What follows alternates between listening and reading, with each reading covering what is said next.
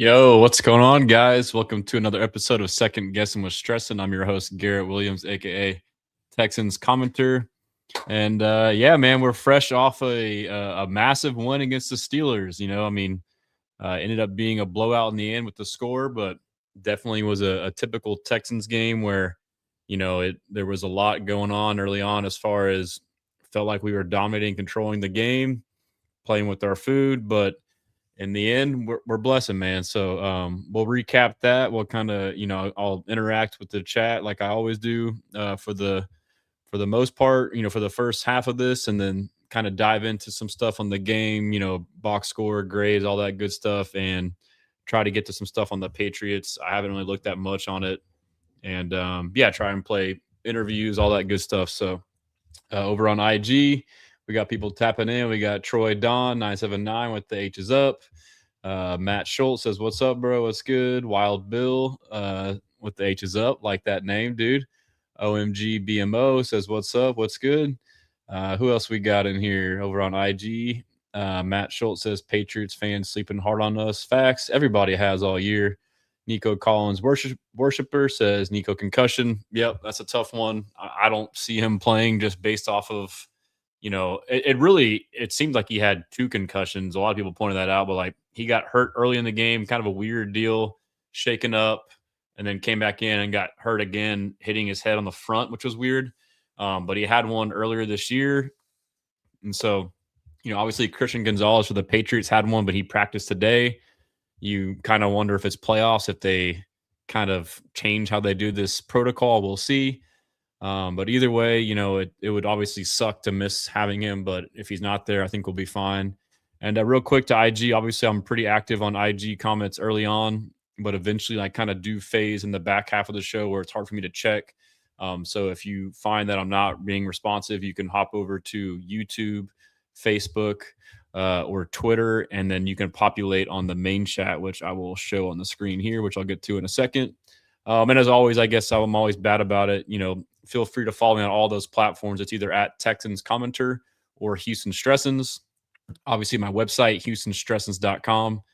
There's just been so much content. I know people enjoyed that the most, and I enjoy it the most, like videos, interviews, highlights, that I've been posting a lot of that it's hard to take aside the time to write the articles.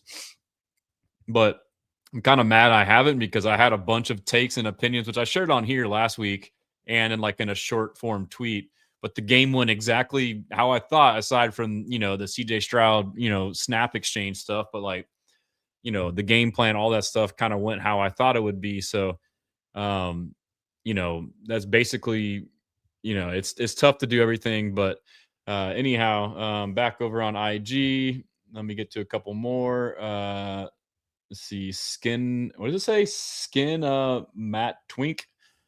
We fine without Collins. All our receivers get fit anyways. Yeah, so I mean, in a weird way, CJ does do better when there's not that number one receiver. I mean, not overall, but Nico Collins can be a blessing and a curse for a quarterback like Stroud, because he is so good. He's almost always there, that you kind of can just rely on him getting open and not have to go through your progressions or your reads.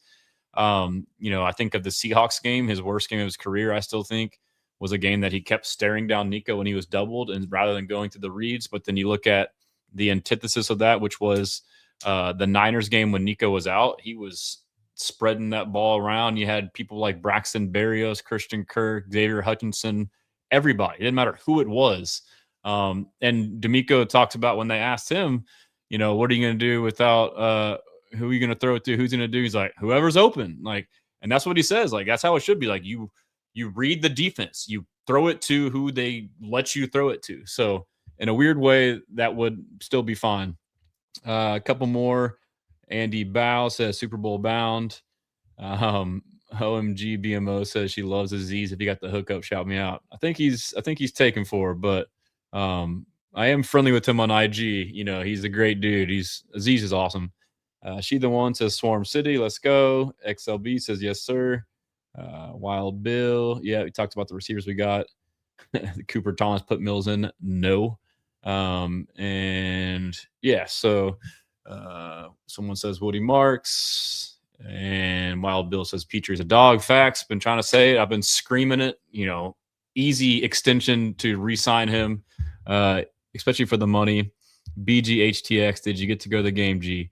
I did not. I probably could have. My parents went.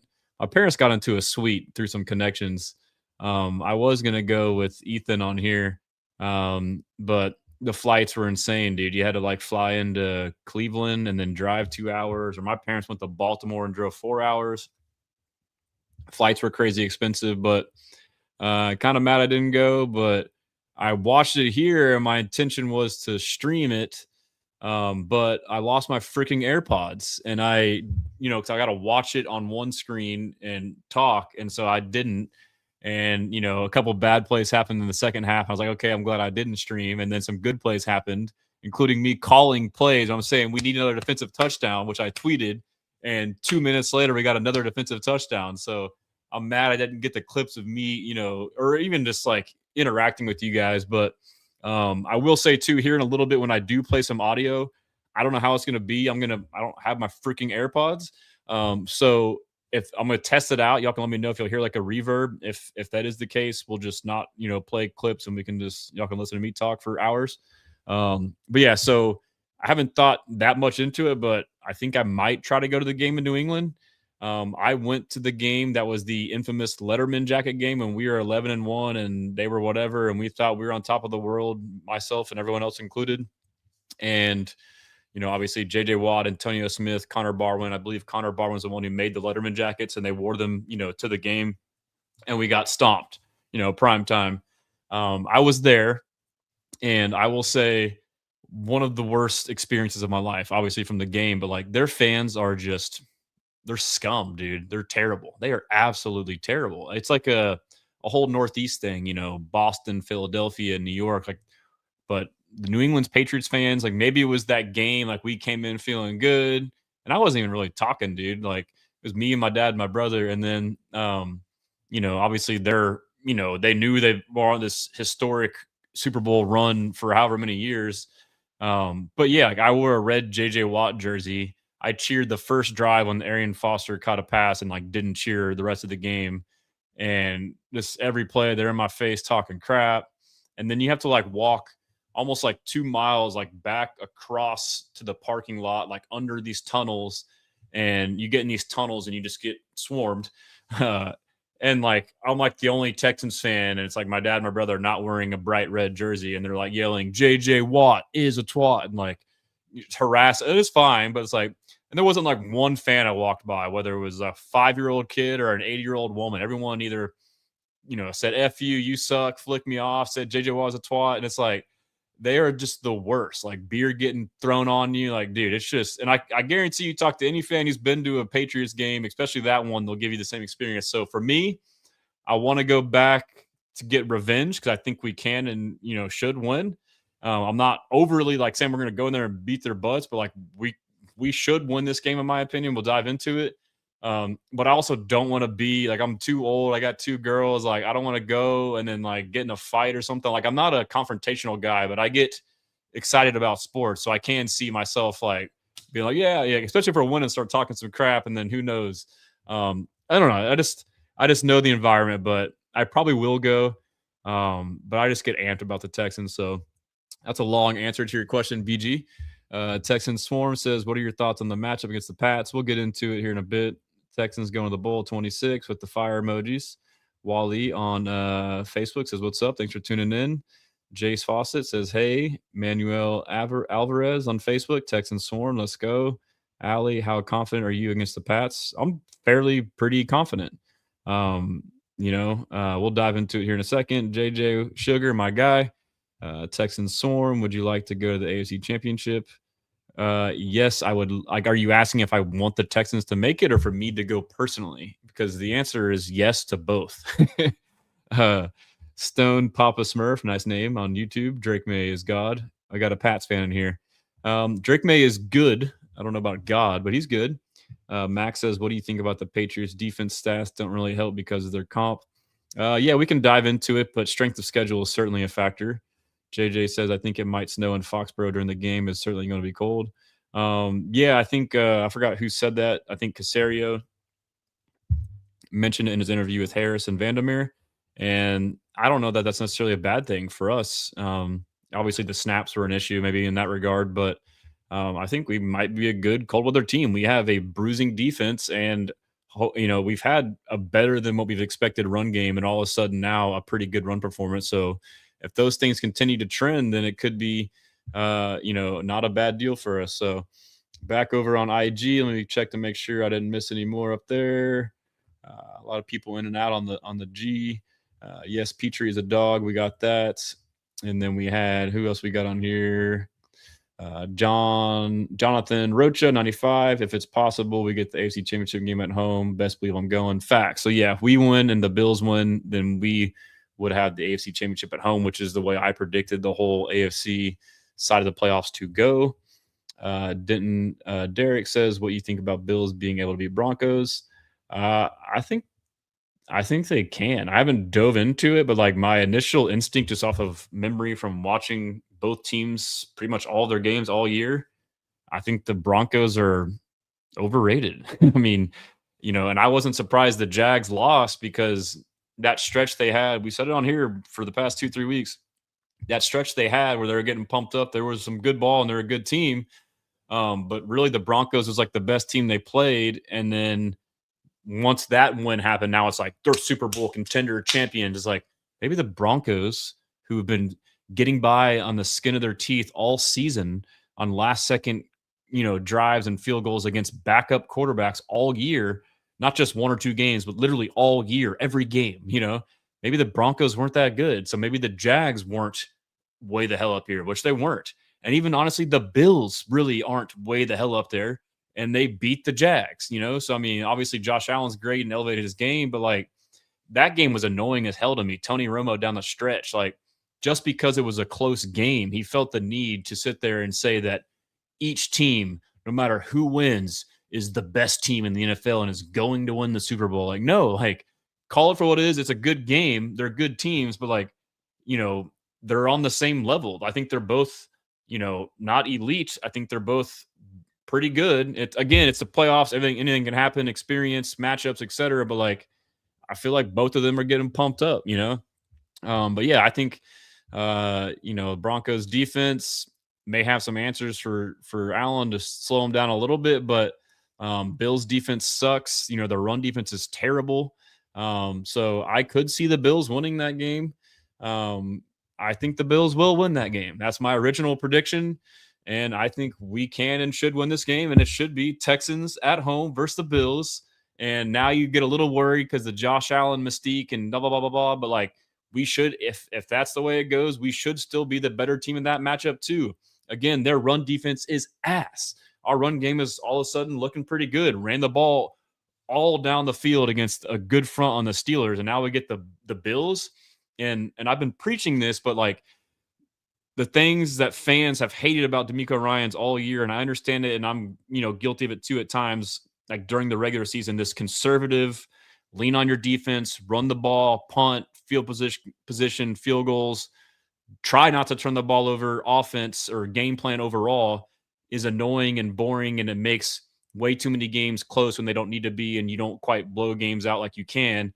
That is a perfect recipe to win in the playoffs, and we just saw it on full display against the Steelers. And if you listen to the mic'd up with DeMeco, he is literally saying, run the ball, wear them out, make them quit. And that's exactly what the fuck happened, dude. We beat the fuck out of them, dude. Like, and that's what I was saying. That should be the approach going in. You go into the game like that, it'll be tight and close for a while, but eventually that bitch will break open, dude. Like, our defense will wear them the fuck out, dude. They can't handle that shit. So, I mean, you keep the game close and you allow your defense to win the game for you. That's exactly what the fuck happened in the Steelers game. They scored 2 fucking touchdowns. Like, that's the fucking recipe. You without those fumbles with Stroud and the interception, that was a terrible play. That game's a fucking 50-3 game, dude. Like, what are we doing? So, and now you get into these other games, it's still the same. Like, you lean on your defense, and that's been his philosophy the whole fucking time. Everyone fucking rips him to shreds for it. Like, it's a sound fucking philosophy to win football games. Even more so now that you're in the fucking playoffs. I'm sorry, I'm a soft cousin. Now that you're in the playoffs, defense and running the ball, field position, take care of the ball is the most bulletproof plan to make a deep run in the playoffs. And now you get into these road games, loud environments, weather, even more so. So it's going to be the same shit, the same recipe for us. And so you can't, that's why I've been hesitant to like jump on Kaylee for conservative play calling. No, it's D'Amico doing it. Even then, it's like, I'm not mad at him. I know it makes games stressful, but like it is a sound fucking strategy. So like to me, like what that boils down to is offensively being more conservative there and, you know, picking and choosing your chances of taking shots. Like, honestly, he could go back and be like, you know what? We were too fucking aggressive. You know, the flea flicker, fumble. We should have not have done it. Should have ran the fucking ball. The pick by Stroud, it was 3rd and 4 and they're on their 10 or 15. Should have fucking ran the ball. That's 2 turnovers if you would have just ran the fucking ball right there. And so that's, I mean, he may be even more conservative. And we finally had a good run game, sticking with it, like continuity. They're getting there. The big thing is since Trent Brown came to right tackle, Titus is at left guard. Now he's your left guard over Patterson and or Ingram, or I'm sorry, and or why am I forgetting Lake and Tomlinson beginning of the year? So now you have all of a sudden a better interior. Jake Andrews is slowly like getting better at run blocking. He's not a world beater, but he's not terrible. Ed Ingram is a fucking mauler in the run game. He is killing people, dude. He's one of the best right guards at run blocking in the league. And then Trent Brown is a freaking unit. Ursary is getting better at the run game. And now Kaylee's starting to sprinkle in, get a little more, you know, creative. It's not just duo and inside zone. He's mixing in some power, some tosses, you know, crack tosses, all that stuff. And so, and the chemistry is there that with those guys, and they're getting the duo part down. Basically, it's the double team where you have 2 guys obviously on a tackle, and then one of them peels off late and gets the backer. Before they would double team and go too soon. Now they're like learning to wait longer. And now not only are the backs getting better blocking, allowing for Woody Marks and Nick Chubb to look awesome, which they've been the same the whole time. But you're also, you know, getting better blocks, and the backs can now read it better too. So they're improving there. But just going on a rant here, continuing off, you know, I started on one point, but, you know, I'm talking about something else now. I'm talking about the run game. So the run game, I mean, I said it on here, dude, like Woody Marks, he took that week off. He didn't want to do it because he's a competitor, but it was the best thing to happen to him. When he came back after that, I've been showing the film, like, this motherfucker looks rejuvenated, bro. Like, not only one is he fresher and more spry, explosive, like jump cuts, but he also, I think there was an element to his game similar to CJ Stroud when he had to sit out when Mills came in. He sat out and saw Jawar Jordan, I think, in my opinion, and saw some of his game where he's more of, you know, cutting back and going outside. All of a sudden, you start seeing Woody doing that more. He probably saw some stuff like that too. He probably had a bird's eye view, like, oh, I can do that shit too.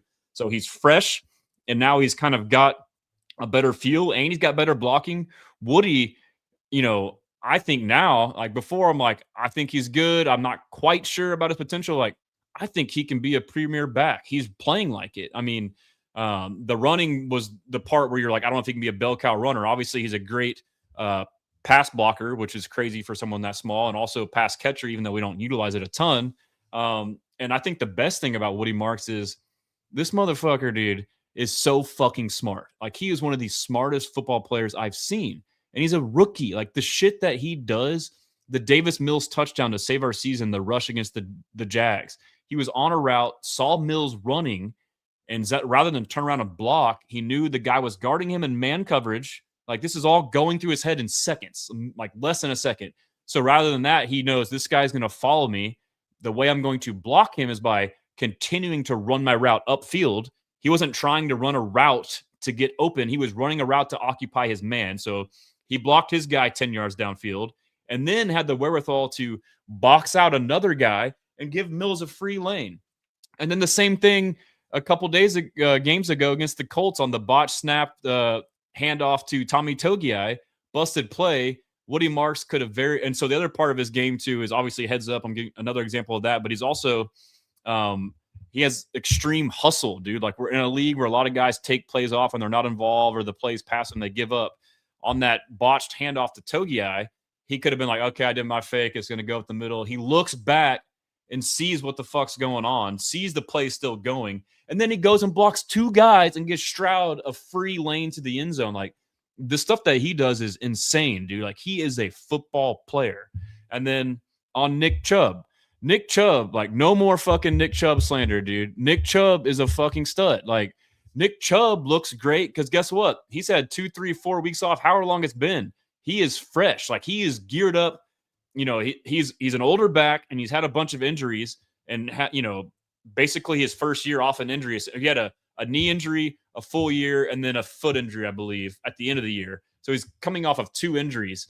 And, even with that, like all year, he almost averaged 4.5, almost 5 yards a carry, like maybe not 5, like 4 yards a carry, which is pretty damn good. He was our most effective runner all year, but he got shit on by everybody just because the volume wasn't there or because he didn't rip off 40, 50-yard runs. Like he was a very effective, efficient runner. And, he's still doing that. And then now you saw him in the game. He's getting 10, 10, 10, 15, and he's fucking punishing people, dude. Like now you got Woody and Chubb. All of a sudden it's like, it's a pretty damn good duo. And so that is a great development. D'Amico can't be more excited. Let me get back to some comments. Let's see here. Let me get a sip of water. That was a nice little rant there. IG, let's see. Roku says, let's go. Is this every Wednesday? Yes, sir. Every Wednesday at 9. I wish I could do it more. I'll try to start going more during the day. My goal is to do a show Thursday or Friday with more in-depth on the Patriots, depending on how this one goes. Jibbo the Kid says, just bought my tickets to the Pats game. It's going to be a great game.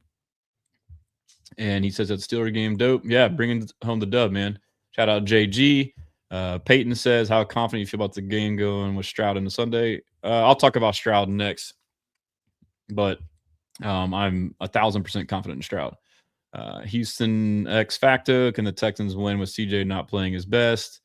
All right, fuck it. I'll talk about the Stroud shit. Yeah, I mean, obviously I am, you can call me delusional fairy dust positive fan, but like I am internally optimistic, but I tend to lean positive, but it aligns with it this time.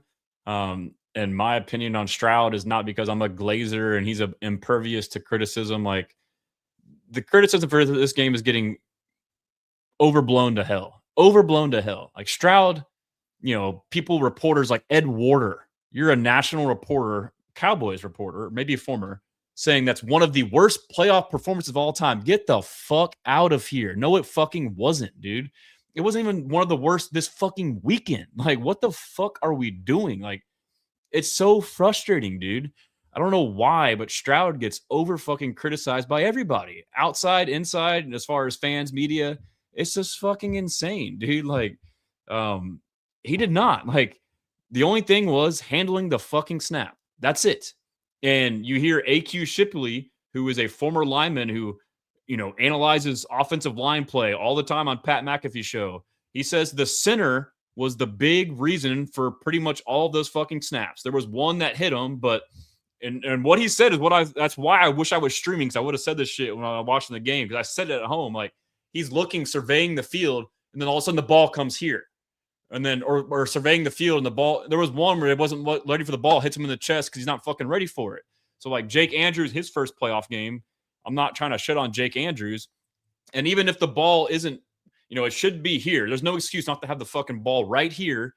And like AQ Shipley said, not only was it not right here, it was 100 miles an hour. So like it needs to be soft and right in the chest. Yes, you just fucking catch it. So I can keep my eyes downfield because they ran almost 50% man. They're doing a bunch of shit. I need to be looking at the defense. I need to be able to catch the ball without fucking looking at it. It needs to come right to the same spot. I don't have to go here and do this. And then all of a sudden, and then either you do catch it low or you drop it and run. Everything's fucked. The play is fucked. All the timing is fucked. Like, so that's most of it. And 2 of the turnovers happened because the snap didn't get caught good. So the timing's fucked. So now he freaks the fuck out. Well, yeah, no fucking shit, dude. Like, who wouldn't? Like, read the defense. Oh shit! Now what do I do? Oh fuck!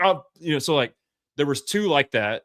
The pick, I will not absolve. Like the pick was terrible. And that's fine. You can own that. Like he should have ran it. He should have ran. I feel like he may be somewhat tentative to run post concussion. I know he says that he's not, but that could be a factor. I need to look at the all 22 on that play. I don't know if there was a rush lane there or not. I could be speaking out of turn, but that could be an element. But the pick that one was bad, and that could have been a product of the plays before and the snaps and all that stuff, or at least take the sack. But you know what? Call a fucking run play there. Call a run play. It's 3rd and 4. Run it. You get 3 yards. And guess what? Run the Stover cat again and get fucking 3 yards again like you did earlier in the game. So, that, but we'll put that blame on him. But the flea flicker was not fucking on him, dude. Like, one, I know Higgins came open, but like we were moving the ball. Why did we call that? I thought Kaylee called a great game, did great, has been doing, and people were like acting like he changed. Like, to me, Kaylee did the same fucking shit he always done. It's just we finally had run blocking, an effective run game to kind of complement play action passes. But anyways, the flea flicker, the timing, to me, it wasn't necessary. And it's so predictable that you run a trick play at midfield. Like, everybody fucking knows that. And so that play was fucked for 2 reasons. One, it's early in the game. Woody's amped. Probably haven't ran it a lot. He tosses it back way fucking high, so it fucks up the timing. And now Stroud's like, fuck, I've got to, freak out. And then on top of that, after that, Fisher gets beat. So now there's a guy on him, and he gets hit when he throws it. Like, yeah, that happens to any fucking quarterback. And then, the other one was also a mishandled snap, and then try to make a play up in the pocket, and he got hit in the arm. Like, it's not like he just dropped the ball and gave it to him. Like, it just, because it didn't look the cleanest, like, everyone's blowing it up. And then, like, I've never heard of, drop snaps being counted as fumbles. So 2 fumbles when he actually got hit. Okay. And they recovered both. We were unlucky to not fucking recover those. Rodgers had 1 fumble that we recovered. He had another we didn't. Drake May had 2 fumbles, one that was covered and one that wasn't. And if they would have covered the other fumble, they could have lost that game. And all of a sudden now it's Drake May's fucking terrible, or they could have barely won. Like, the fact that we didn't, because the ball bounced a certain way and we didn't recover those fumbles, that's a big element you have to acknowledge too. Like, as far as the perspective matters, as far as how bad his game was. And then all of a sudden now too, like, people just think that this is some pervasive issue. Like, when has he ever fucking done this? When has CJ Stroud ever in his fucking career had repetitive issues handling the snap? Never. You can say cold, this and that. He's played in cold playoff game environments. It has never been a pervasive issue like that. It's okay for that to happen occasionally. Like, either you drop it or the center does it. But like, we can't sit here and act like, yes, it was a bad thing and concerning in the moment. But like, what evidence is there for us to worry that this is something that's going to continue to happen? And, there's a stat that came out that the Texans are 3-0 in games where CJ Stroud has 3 or more turnovers. 2 things that stand out. One, that's crazy that we're 3-0. Number 2 is, I went and looked at it, including the playoffs games. CJ Stroud has played 51 total games in the NFL, and only 3 of those games he's had 3 or more turnovers. But we're sitting here saying, oh no, he can't turn the ball over 3 more times again. He's only fucking done it 3 times in his career, including 1 playoff game with bad fucking snaps. Like, what are we doing? And we won all 3 of them. So like, you can acknowledge that, but like, this talking point of like, yeah, man, they're good only if he turns it around. What fucking makes you think that he's going to continue this string of play? There's no fucking evidence. And you take that shit out of there. Take out the fumbles, or 1 of them or 2 of them. Keep the bad pick. He fucking balled out, bro. Like, he missed a couple throws. Like, those were kind of getting overhyped a little bit. The one to Nico late was a bad throw, not a terrible throw. Nico almost kind of had a chance, not really. And really, like, there were a couple throws that Aikman was saying he was off on, like, and there were like completions for 15 yards over the middle. It's like, what? I don't really know if that was, but dude, we were like 8 of 12 or 10 of 50, like some crazy percentage on 3rd down. He was fucking clutch, dude. Like, he was moving the ball through the air. So just a couple bad plays get stuck in your head, and it's like, oh, you fucking suck. Meanwhile, Drake May has like the same fucking stats. Justin Herbert played like complete shit. Caleb Williams had several turnovers and a terrible passer rating, but they come back late, and he's like a fucking god. He didn't play a great game. Brock Purdy had a bad game turnover-wise, and none of these other fucking quarterbacks are getting talked about anywhere close to CJ Stroud. So, in a weird way, though, I do think that this is a good thing for the Texans, because I think this team is really fucking good. And it's almost, and I know it's frustrating for us as fans because we want us to be the biggest and the best and the most praise and love every time. Like, we're the undisputed number 1 consensus media fan team, but we can't like quite put everything together on national pictures and complete dominant games for people to believe that. But in a weird way, that's good in my opinion, because I know what this team is. Everything I just laid out, like when I look at it through that lens, and we still won 30-6, like holy shit. But so now we see it now. Like everyone's talking about the Pats fans saying we suck. We got people in here like, oh, I don't know, is CJ gonna turn the ball over? Like, dude, like, no, like, is Drake May gonna turn the fucking ball over? That's the question, bro. Like the essentially rookie quarterback, so who's played a soft ass schedule that no one wants to talk about, but we want to get our schedule nitpicked apart when it's one of the hardest in the league. And they want to shit on the Steelers game, us beating the Steelers, beating their ass, by the way.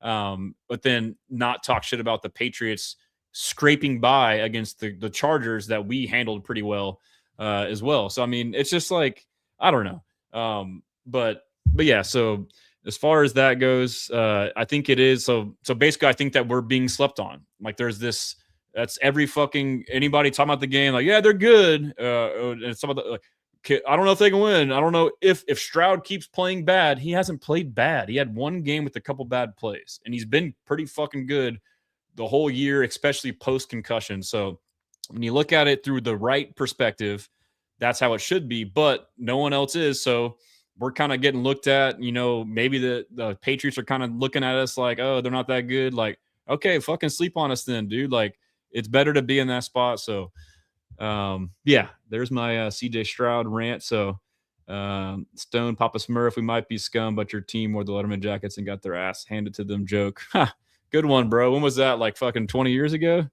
At least you acknowledge that y'all are scum. I mean, maybe it's not all the fans, but that's my experience from physically going in person. And I'm sure we'll see a lot of the same stuff, but hopefully they've changed. We'll see. Shout out New World Guy. What's up, my guy? Loomed says, go Texans, from a Niner fan. Respect that, man. Appreciate it. JJ Sugar, I hope we even win more now because of your past experience. Thank you. Brandon says, so when I said 33-9 versus Steelers, I was close. Yes, you were. I think I said 30-10. I don't know if it was on here or somewhere else, but that was pretty close. Fabian Villarreal, proud of our guys, and we got this win. Yep. Anthony on Facebook, I can say that this is the most confident I have been as a Texans fan heading into divisional round compared to other years. Absolutely. Texans swarm. And so, yeah, back to the Steelers game, the only arguments that you heard for the Steelers winning the game was everyone's picking the Texans. It was this fucking baseless, unrelated historical trends that had no bearing or impact on the game itself. It was Mike Tomlin undefeated on Monday night. Texans have never won a road playoff game. Nothing that had anything to do with the two current teams. It was just the dumbest fucking shit. And that was all the talk that you heard. Like, can we stop with this bullshit? Or let's talk about X's and O's. The Steelers will win because the Texans offense isn't good. Okay, I can hear that, but don't just tell me because of some fairy tale, trend that has no bearing on the game. So, and I forgot what got me on that. Let's see. And so, yeah, I mean, and so I kind of had that same thought too. And I get it to an extent from like a fan base, like, we as a fan base, Houston fans in general, obviously Texans, but are used to like misery. And like, there is an element of where we protect ourselves by tempering our expectations. You can't get hurt if you don't get too hyped. We don't want to be like, because we've done it before, like, oh, like the Letterman jacket game, like, oh, we're fucking good. No, you got your ass kicked. So, but just because shit has gone bad in the past, it has no bearing on this season. I know people want to believe in, curse, like the Cubs, they're cursed. Like, no, like if your team is good now, these guys on this team, like, they're not us fans. They don't know the Texans history and this and that. I mean, you have guys on this team that have been here for 2-3 years in this current iteration. If anything, that's good. We are one of the most experienced teams in the playoffs. Like for 3 years in a row, these teams have played now 2-4, and they're playing their sixth playoff game. That's right. They're playing their sixth playoff game in 3 years. That's probably up there with maybe the Bills have more. I'm not sure who else, but like we're one of the more experienced playoff teams. Like that is a huge factor going to this game against the Patriots. They are inexperienced. They played one and won it against a Chargers team at home. And it wasn't some dominating game. Like it was honestly a coin flip game till late, and a fucking dumbass decision by them to go for it when they got the ball inside the 10 on a Dre make pick. So, um, you know, point being is like I get that we're scarred as Texans fans from the past, but like if you just look at this team, if this Texans team was looked at through a lens where it's like, watch this football team, you don't know who they are, their name, or if we watch this team and said, hey, this is the Chiefs, you'd be like, oh my fucking God, the Chiefs are so good. Like, no, it's the Texans. Oh yeah, they may not win. It's the Texans. So like if you look at it through that way and like with an unbiased like of the past that has nothing to do with it, like this team is fucking good. The head coach is good. The quarterback is good. The defense is elite. Like that's it. I mean, so let that be your bearing of whether they can win a road playoff game. Not, oh, they lost to the Ravens a couple years ago and the year before that and the Chiefs several years ago. Like that has nothing to do with this. So again, I get it, but like try your best to be like, all right, like if you feel good about this team, if you have watched this shit and be like, that's a damn good team, be like, oh yeah, this is a fucking damn good team. Then Stone Papa Smurf says if Christian Gonzalez is healthy, it's a wrap. All right, bro. Christian Snicker, look at Drake May in the Bills Chargers game under pressure. He's not that good. I think he will surprise people. I think he's still a damn good quarterback. Will Campbell was a bully. He was getting bullied in that game. He was on skates all game. What are you talking about? Now he's going to face Will and Daniil? All right, bud. Brandon says, well, Jags with the Broncos and the Bills with the Jags. Yep. Kenneth Barnes, Pats just played a mediocre Charger D and struggled. Maybe a stretch, but I want a shutout. Michael Maggio. Who do we see in the Super Bowl? I got Texans Rams in my initial. I'll stick with it, even though they skirted by the Panthers. I still think they can make a run. Justin Words. The good thing about this next game against the Pats is that after a Texans win, the Pats head coach won't let go, move on. Shout out Bills fan. Go Bills. See you on the AFC Championship, hopefully. Michael says they won't handle RD. Pause. And I answered the CJ question. Yeah, he said Bills, Texans, AFC Championship. That'd be nice. Defense is carrying the whole team. The running game is carrying CJ. Why does it have to be this, dude? Like, yes, that was one game, but like Stroud fucking threw for like 250 and converted endless third downs, dude. Like, and you know what? Like, this is the way our team is built. Like, it's always got to come with, yeah, but we've won fucking 10 games in a row. Like, and no one's fucking happy. It's always fucking something. Like, I meant to fire this tweet off, but I'll say it on here. But like, I could see a world in which the Texans win the Super Bowl and fans are still mad, talking shit about Nick Caley, how he should be fired, and how CJ Stroud sucks and we shouldn't extend him. I could definitely see that. That is a very real possibility. That is such a real possibility. And it's just mind-blowing. Like, what are we doing? We're fucking winning, Wait till we lose to start talking shit. Anonymity says, yo, Drew, my guy, let's go. In the life of Colby, what's good? Stressans in chat. Sorry, your boy is late. All good. Ernesto, do you think we can beat the Patriots? Yes, sir, I do. Jay Roberts, facts. Something Wong, that's a hell of a name on YouTube. I ball so hard they thought I was a nutsack. Trump, what? That's pretty good. I just read that out. Alberta, you're spitting. Appreciate it. Kenneth Barnes, if we go to the Super Bowl, we go. Who going? I'm going, bro. You going? Jay, I wish D'Amico would have shouted out Woody in his post-game speech since he had over 100 yards rushing. He did talk about him. He talked about it in the speech too, I believe. Colby says CJ will be fine. He is fine. Says shout out HD Traveler. Christopher Snideker, look at Stroud's third down numbers. He made a lot of bonehead plays, but he was clutch. Someone says I look like someone. Yeah, because I am someone, dude. Tell me who I look like. Mo Heavy. I get Major Applewhite a lot. Mo Heavy, are you going to the watch party Sunday? No, I'll either be in New England or at home. Kenneth Barnes, I like Stroud, but happy feet shit got to stop. Just tuck it and run. Yeah, I mean, really the only time that happened was on the interception, and then the two ones were, again, the bad snaps, the timing, it fucks the whole play up, and a lot of quarterbacks do that when it gets fucked up. JJ Sugar, I explained in your post already on the fumbles, but can't blame the center for the drop snaps. Yes, CJ needs to keep an eye on the defense, but he also needs to look at the snap to make sure. And I think it's both, dude. I mean, you can't – yes, he should, but, like, he's trying to read a defense. You can't just be, you're a fucking center. You are a professional center. Your job is to snap the ball 3 to 5 yards directly back. How fucking hard is that? You should be able to hit right in here and not have it go 100 miles an hour. Like, and part of it is probably because he's so eager to get into the run blocking, but like, you got to find that balance. I mean, yes, it can be, both can be true. You got to be able to catch these, but like going like this, taking your eyes off the defense. Now you look up, picture changes, or you step away. Like you need to get the fucking snap down. CJ needs to catch them. A couple, he wasn't even fucking looking. So, I mean, the timing, snapping it when he's not ready, and then the accuracy is definitely an issue. But yes, Stroud needs to catch the ball too. But that's part of it too. If you're the quarterback and your center's fucking up, you're like, oh, fuck. Like, I'm worried about calling the play, doing the motion, reading the defense. Now it's like, oh, fuck, is my center going to snap it too soon? Is my center going to snap it way high? Like, you shouldn't have to be thinking about that. That's just, you catch the ball right here. It's like fucking second nature, dude. You can't have that. What else we got? My face looks like Indian actor Tarak Mecca. What?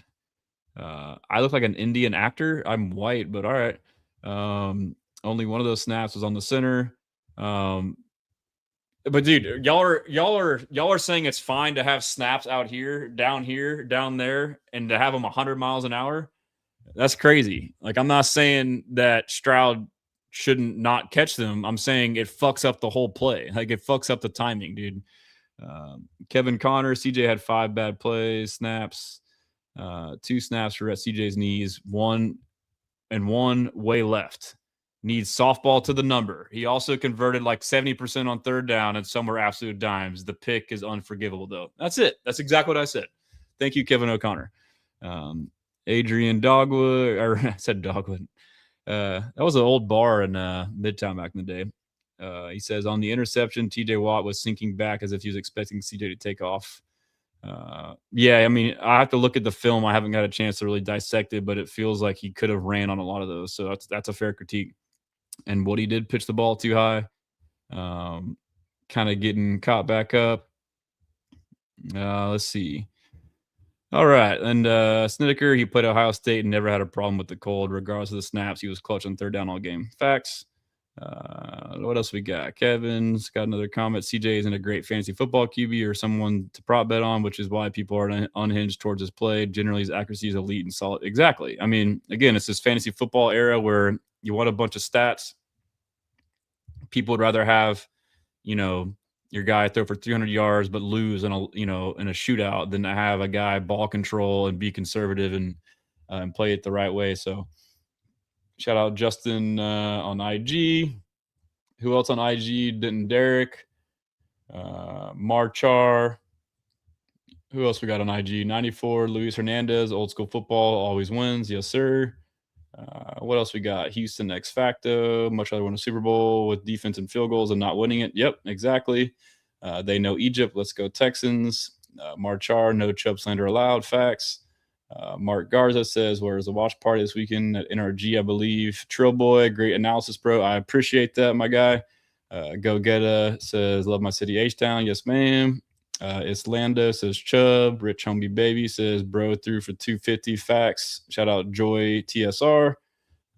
He is still him. Who else we got? Denise Sony with the H is up. Bobby Jerry joined. Who else we got? Let's get another comment. Ledesma saying that Stroud with the ball. I agree. Let's keep going. Shout out Primo Looks, my guy. Check him out on IG. Who did I miss? I'm still going through a lot to try to get to here. If you're on IG, try to get over to YouTube, Facebook, or Twitter if you want to see your comments on the screen. And let's see. Justin Castillo. It's hilarious how people think that Stroud will have another game like that. Yeah, dude. He had the yips, because of the center. Like, that's not going to happen. And even then, it still was fine. We scored on 2 of those drives where they dropped the snap. Rob can't post. Couldn't put it any better. Been saying the same. Appreciate it.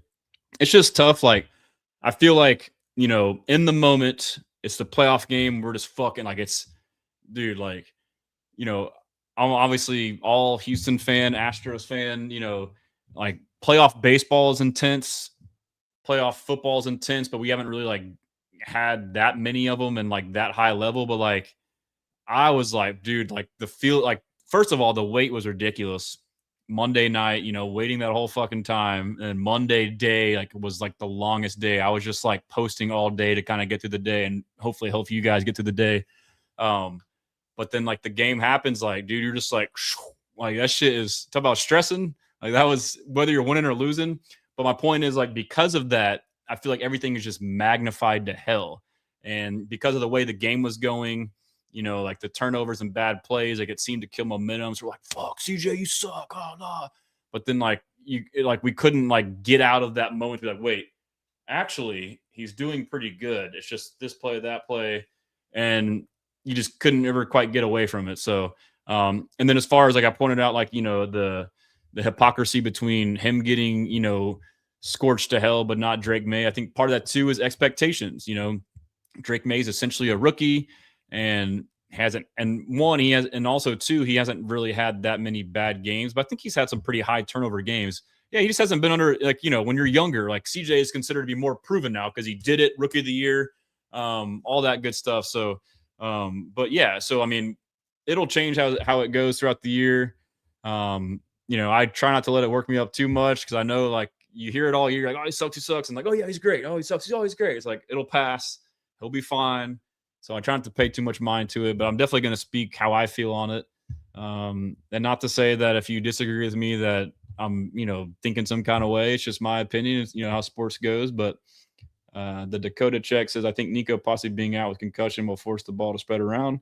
Yep, that's a good point. We touched on that earlier. Erlen the man Harlan says it's only up for CJ now. We saw rock bottom. Yeah, I mean, I think he can have a great game. Cade says, I think my favorite thing is people talking about the Patriots when they haven't played a defense. Yeah, I mean, we'll get into it. Strength of schedule is certainly a factor. Who else we got in the chat? I appreciate all the comments, man. Like, we're feeling good, dude. So, yeah, just a quick reminder, if you don't follow me on all platforms, either at Houston Stressans or Texans Commenter. Website, HoustonStressans.com. Got a bunch of merch. Even this shirt, even though half the people think he sucks, I got the him shirt. Hopefully he goes off and reminds people that he's him on Sunday. But yeah, I got all kind of stuff. My flag is available now too if you want it. You can use code Stroud for 20% off. Yeah, just trying to get caught back up. It's tough. Like these comments. I need to get super chats. I've been trying to do it. That'd be the easiest way to kind of get to the people that want to get their questions off. But I appreciate all the input and comments. I think I will transition now to going over to the game. Let me hit a couple more on here. You know, Kevin talking about the schedule for the Pats. Texans, CJ had a couple bad plays. Mind your business, my guy. Let's see. He said, bro, CJ not running is kind of something, though. We got to be real. He doesn't want to run. No, I said that. I mean, he needs to run. I come on here and said it. Like, playoffs are on. Like, fucking run the ball. I thought, hey, he didn't want to run post-concussion. You know, they don't want to get him hurt. I thought for sure he would start running. He did it last year in the postseason. You know, maybe today it's like, bro, fucking run, dude. I guarantee you I haven't watched it felt like watching the TV copy on that pick. It's like, bro, you could have ran for the first down. And, you know, it's tough because he's always looking to pass. And even those other two fumbles, he was trying to make a play, but he did it up in the pocket and they got his arm. He also said, too, in his post-game presser that they knew the Steelers are really good at hitting the ball and hitting the arm, which is what they did. The ball once and the arm the other time. But, you know, so it's like he extends the play a lot, like doesn't ever run because he's kind of buying time at the line of scrimmage. And then he's also indecisive, I think, too. Like, you got like Trevor Lawrence, like all of a sudden his game improved because all he did is like, Reed's not there, fucking run. You know, like as long as you commit to it, like you're a big dude with decent speed, you know, as long as you commit to it, you can be effective. But it's the indecision, like, I don't like even that slide. He's like, run, slide, then you get fucking popped, you know, like all these quarterbacks that are effective, like if you just commit to it and do it, he's kind of, you know, that's tough because he gets the home run and yeah, he just got to be. And I've been saying that since the first year. Like, I want to see him run more, but be decisive and smart. When it's there, take it. You know, it's like hitting the check down. Like, if you see the check down and it's wide open, just fucking hit it. And so look at it like a check down. Like, hey, if I have the ability on like any play and there's not an immediate wide open number one read to run for 5 yards, I'm going to do that. Take the 5 yards, right? So I'm not going to sit here and like it's tough because you do hit these big plays, but I don't like the boom or bust. That would be most beneficial for us in our methodical ball control offense to complement our defense. And I've been talking for 50 minutes straight. This is crazy. Haven't even talked about, gone through the box score. It's just going back and forth. Patriots fans can look at us. Let's see. Texans, Missouri people also sleeping on a wide receiver room with Nico out. Yeah, I agree. I mean, Higgins too. Motherfucking Kirk stepped up. Like, that was great to see. Like, the first big pass to him on that corner, dude. That was a play that was like, it's man. He wasn't open, but he's right here and the man's underneath him, and CJ throws him up and like leads him open. That's one of those like chemistry plays they haven't had. They finally got on the same page. Like, that's huge, dude. And Christian Kirk was fucking clutch. Fucking clutch. I feel like every one of his catches on third down, dude. He was fucking clutch. Even like a couple of them were like 2-3 yard gains, but like tough, secure the catch, first down converters, keeping the drive going, dude. Noel had that one. That was a big play where Stroud, Titus got kind of put in his lap, so he couldn't throw it deep, which I don't know if it was that open as I thought. But anyway, the deep post and goes up for it. Tough catch, gets knocked out. Like, come down with that. But still, Noel could step in. Hutch had some good catches, tough catches. I felt like Nico was kind of getting bullied by Joey Porter Jr. I feel like he's a good corner. He was kind of physical. Like, I can't really complain because we're physical, but like, it felt like he was kind of getting away with some stuff. But Nico tends to struggle with, super physical cornerbacks. You could argue part of that was because maybe he was concussed early in the game and never got checked out for it. But, I thought Higgins played well too. So, yeah, I agree. The receiving core looks good. Shout out Jess. How we feeling? I feel good, man. I'm feeling good. Feeling good. He says, bro, we coming for New England. CJ going to clean up the mistakes. Didn't play a bad game. Facts. I agree. Christian Gonzalez was healthy last year and we smoked him, says Kevin. Facts. Let's see. Keep going. True. 10 games straight. Yeah, I wish I could read all the comments, but, I talk too much sometimes. So it's just the timing. If you have a question or a point you want to get across and I don't acknowledge it, just spam the shit out of the chat and I will acknowledge it. Product of the H, Stroud won't have another bad game. I agree. My guy, shout out Product of the H. Give him a follow if you don't on IG and TikTok. Does a great job. But yeah, and we got Shot by Riggs is on here. Coach P, J-Rock. His clock is off. Yeah, I think it was in that game because of the fucking snaps, dude. That's what I'm saying. Like, the timing, like, oh, the ball's here. Now you speed it up and rush. And, we had been seeing a lot of that second year and the O-line was bad. And we've seen it at times this year, but not all the time this year. I think that was a big part of it was the snaps. Like, it's no coincidence that the two fumbles happened after a snap where he then went into freak out panic mode. So, and then it carried over on the interception. That was just inexcusable. But, I mean, he's still reading the defense great. He's still processing and making reads. He still made plays where he stood in the pocket and delivered the ball under pressure. I mean, he could have easily folded in that game. Like, there was a moment where it's like, oh my God, he's got the yips. This is terrible. Like, how is he ever going to come back? And he came and he fucking stayed in there and balled, dude. Like, there's a lot to be said about that, dude. A lot of people would have fucking been like, I'm out. Like, Anthony Richardson, he would have tapped the fuck out. And so Lionel Rodriguez, who do you think will be the go-to target this game? Anytime TD, bet, help, who you got? I think for a TD, it's got to be Higgins because he's a red zone threat. Even more so now with Nico out, he's the only red zone threat. So, I mean, if anybody were to catch a touchdown pass, it's got to be Higgins, in my opinion. You could see Kirk maybe, get some kind of schemed up look, but Higgins would be the safest pick, in my opinion. But yeah, so let me just kind of go through the box score. I'll try to keep interacting with the chat and do a quick little scan through that and then see how much into the Pats we can get into. Let's see here. Let me minimize this, and then I'm gonna go to ESPN. I mean, we've kind of covered most of the game, but we'll see what else needs to be said. Let me get this all lined up for you guys real quick. All right, and we'll go to where we at. Let's see, Pittsburgh Steelers. Supposedly they didn't play the Renegade song. Is that true? I know that's like their big song they play in the fourth quarter, but yeah. And then Mike Tomlin got fired. Rodgers probably retiring. Last play of his career is a pick six to Kalen Bullock, where he literally just shoves him out of the way so casually for a touchdown. The Sheldon Rankin scoop and score. What's crazy is obviously Will caused the strip sack, but really Sheldon caused it because he fucking destroyed the guard or the center, whoever it was, into Rodgers, and then Will stripped it. And then, yeah, he just picked it up and ran.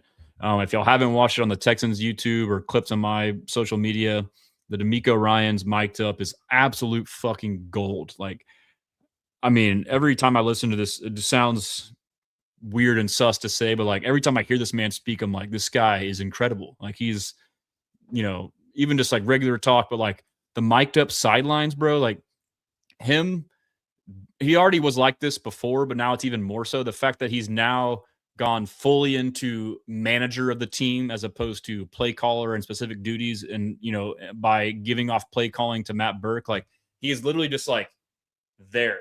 But another thing too, I've noticed about D'Amico, he did a fucking interview during warmups on ESPN, walking around and was like calm as fuck. Like one, the fact that you did it. Two is like you're talking and you're like, yeah, we're gonna do this, we're gonna do that. Like we need to do this, we're gonna be us. Like and like he's had this quiet confidence. I couldn't help but notice this week in the past coming weeks as things have started to gear up for this run is he's a very reserved guy as far as like not boisterous or cocky, but he's been saying some things where he's not being cocky, but he's showing confidence. Like he's saying some stuff. I'm like, oh shit, like this motherfucker's confident, dude. Like, and that's kind of how I've been confident. Like I'm listening to this guy, I listen to every fucking thing he says on every interview. I'm like, he feels good, dude. Like, and he's starting to talk his shit like in a respectful way. Like, yeah, you ain't fucking with us type stuff. And then yeah, that interview, like I watched that. I'm like, bro, like most coaches are like, nah, I'm not doing that. I'm fucking getting ready for a game. I'm nervous. I'm anxious. And my point with that is like, that tells you like he's so confident in the work that's done. By the time the game comes, it's like, let's roll. Like, we're good. Like, we already worked on this. I coached you on that. You did this. We're better. We'll beat him. You'll beat him. Like, you can tell that is part of it. And as Main Way says on IG, stern leadership. That shit trickles down. Like, Will, Aziz, all those guys. Even CJ, like, he's chilling. Like, even though he's fucking struggling, he's good. He's not freaking out. Like, everyone has, like, and then, like, a microcosm or a bigger example of that is the 0-3. Like, we were fucking 0-3. He was like, we're good. Like, I know what the fuck happened. I know who we are. I know how we lost these games. Like, I know y'all fucking think we suck, but like, I know we don't. I know it's 3 fucking plays. We could be 3-0. Like, I'm chilling. My guys are chilling. And they've been like that the whole way. So like that helps a lot too. But I mean, I watched that interview with him. And then you watch the mic'd up. And so he's just out there having fun, bro. Like, I wish I was on stream because I was hype as fuck in this house, dude. Like on the touchdown, I was running around. Like I was doing the same shit that like when I watched him, I'm like, dude, he's like me. He's like a fan. Like he's getting fucking crunk, dude. Like he's just like us. And he's the head coach. Like, could you imagine if you're a player and your head coach is turning the fuck up? You're like, yes, dude. Like this guy like loves this shit. Whereas other coaches are like, Bill Belichick, we're like, good job. Like, fuck that, dude. Like, I know like Cignetti, I like Cignetti for Indiana, and he got criticized for not ever. I can check IG chat, Cam Vision. It's just kind of here and there. If you got a question, just let me know. If you want to get a comment, I'm kind of back and forth, but the best way is YouTube or Facebook or Twitter. But Kirk Cignetti, like, the people, like one of his players said, like, he's always mad. He's like, no, I can't show emotion when I tell them to stay locked in. I get that and respect that. That's who he is. But like D'Amico has a way of getting crunk, but also not overly. Like, he's like us. He's like, I feel like when I watch the mic'd up, y'all need to watch this shit. It's like 14 minutes of pure fucking gold.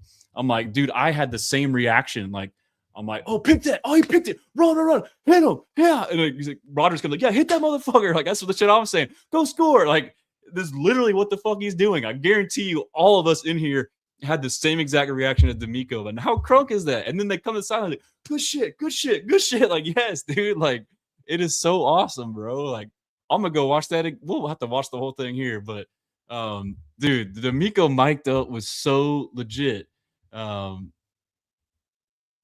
Tank Dell graphic to collab. Appreciate it. I mean, yeah, if you send it to me, I'll take a look at it. But yeah, dude, the D'Amico mic'd up was sick. BGHTX. I listened to Mike Vrabel and May Presser today scouting Texans. They didn't seem too confident. I haven't listened to it yet. I'm going to myself. My first time watching one of their pressers, but just didn't feel their confidence.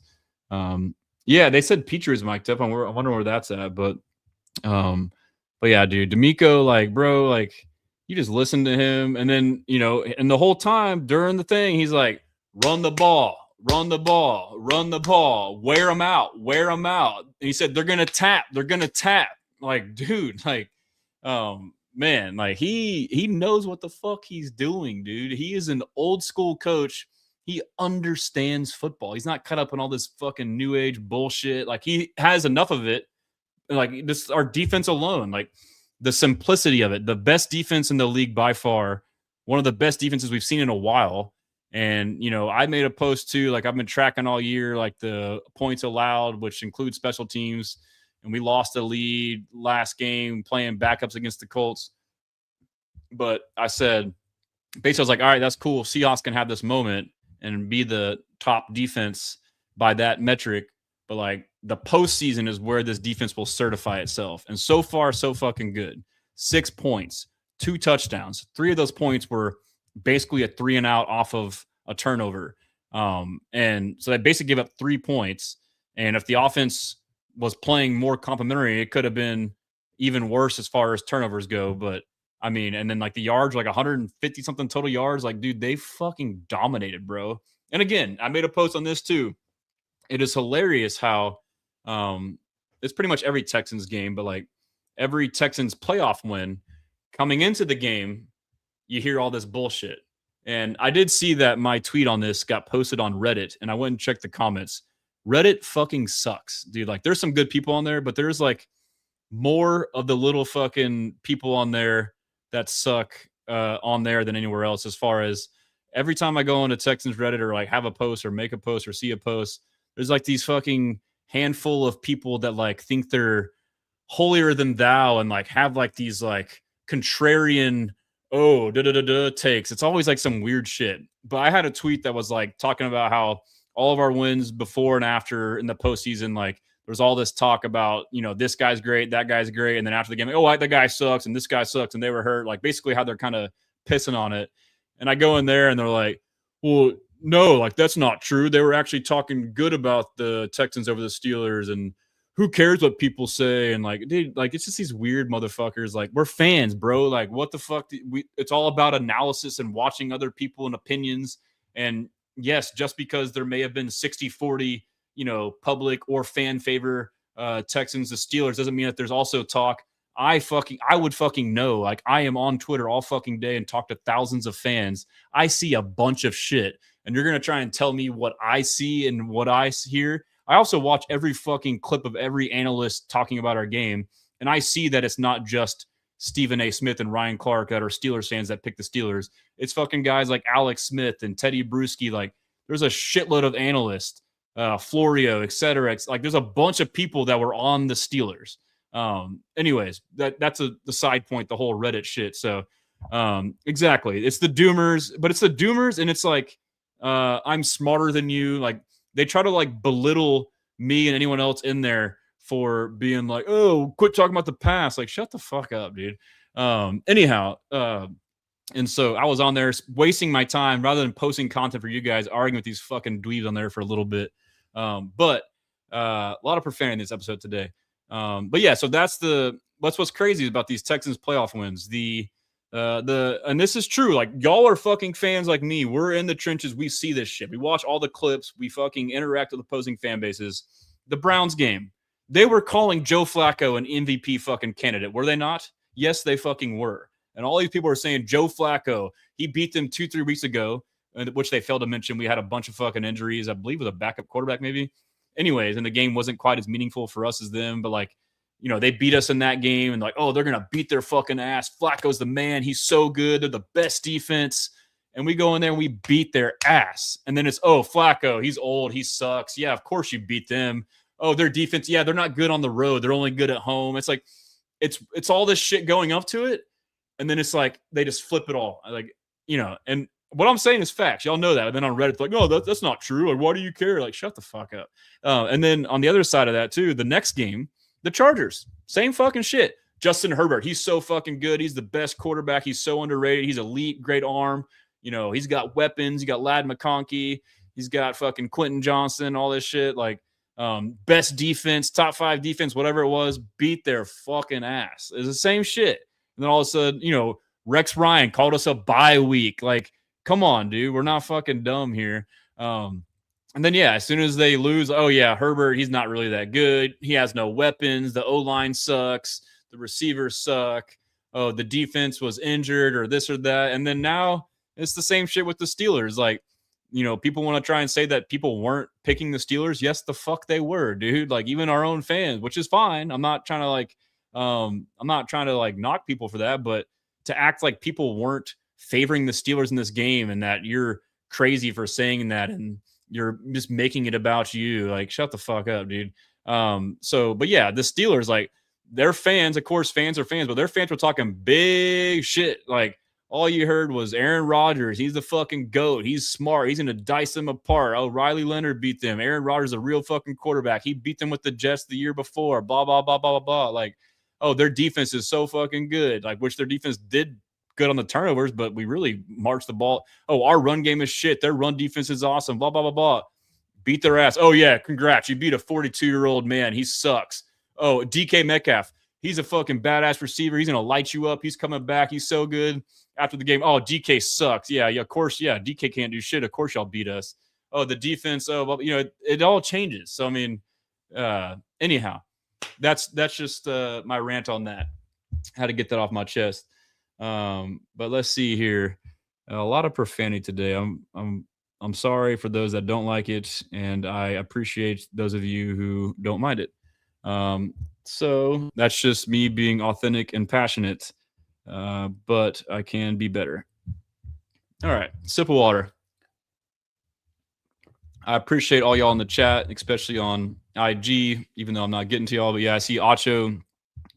Dude, I used to not like Emmanuel Acho as an analyst. I'm not sure why. I'm not sure if he was like a hater or just maybe I saw like viral clips of him saying crazy shit. But like, at least with the Texans, he's been fucking speaking a lot of truth. And I feel like he's had some decent other takes in other areas. But yeah, Acho, dude. Yeah, shout out Nostradamus. Made some good points there. And man, been talking for an hour and 8 minutes straight. And we go to the let's go to the box score. You know, we had 21 first downs, they had 13. We were 10 of fucking 15 on third down. And Stroud played one of the worst playoff games in playoff history. And they're not going to talk about fucking Pat Mahomes having the worst game ever in the Super Bowl last year. Steelers, 2 of 14. That's the fucking game. We were 10 of 15 on third down. They were 2 of 14. That's the fucking game. And so total yards, 408 total fucking yards. And we're sitting here talking about how bad Stroud played. Get the fuck out of here, dude. Total yards, 175. Passing, we had 244. They had 112. Rushing, 164. They had 63. We had 3 turnovers. They had 2. 6 penalties for us, 3 for them. We were 2 of 3 in the red zone. There was obviously the one pick by Stroud. They were 0 of 2. Yeah, and time of possession, 32-27. And so Sammy Franco on IG, dude, Aikman was talking shit the whole game too. And that's like, I stand by this. Like, my belief where a lot of narratives are made as in like, who is calling the game? If you have Aikman over criticizing the fuck out of Stroud, now it's like Aikman said it. You don't even realize you're doing it. Like, subconscious, like you hear this guy's telling like, this guy sucks. This guy sucks. Like, yeah, that guy sucks. Like, that's how narratives are made. Like, I've been making this point for a lot of games, but like the Aziz thing, I'll stand by that. Like the Aziz thing got blown the fuck up by the announcers because they made that the biggest fucking deal in the world. Stroud's performance got overblown to shit. Like that throw before half to Nico, not a great throw, but Aikman made it seem like it was the worst fucking throw in the world. So now it's like, yeah, Stroud missed that throw. Oh, he did this. Aikman said this. Aikman said that. Like, dude, no. Like, go back and look at it. It's not that bad. So, yeah, Acho had a good breakdown. JJ says defensive guys love Houston except the guys on the arena. They fucking suck. Fuck the arena. Broncos fans. I hope we play the Broncos, dude, for fucking what's his face? Both those guys, TJ Ward and Talib. You seen Sean King said they should have benched Stroud for a series. Like, who is Sean King? That's crazy. No, they should not have. Like, could you imagine if they had benched Stroud like now, but you still won? And now it's a QB controversy, and we won 30-6. Like, yeah, good thing D'Amico is not some frail fucking emotional freak out like a lot of people are, But yeah, so box score.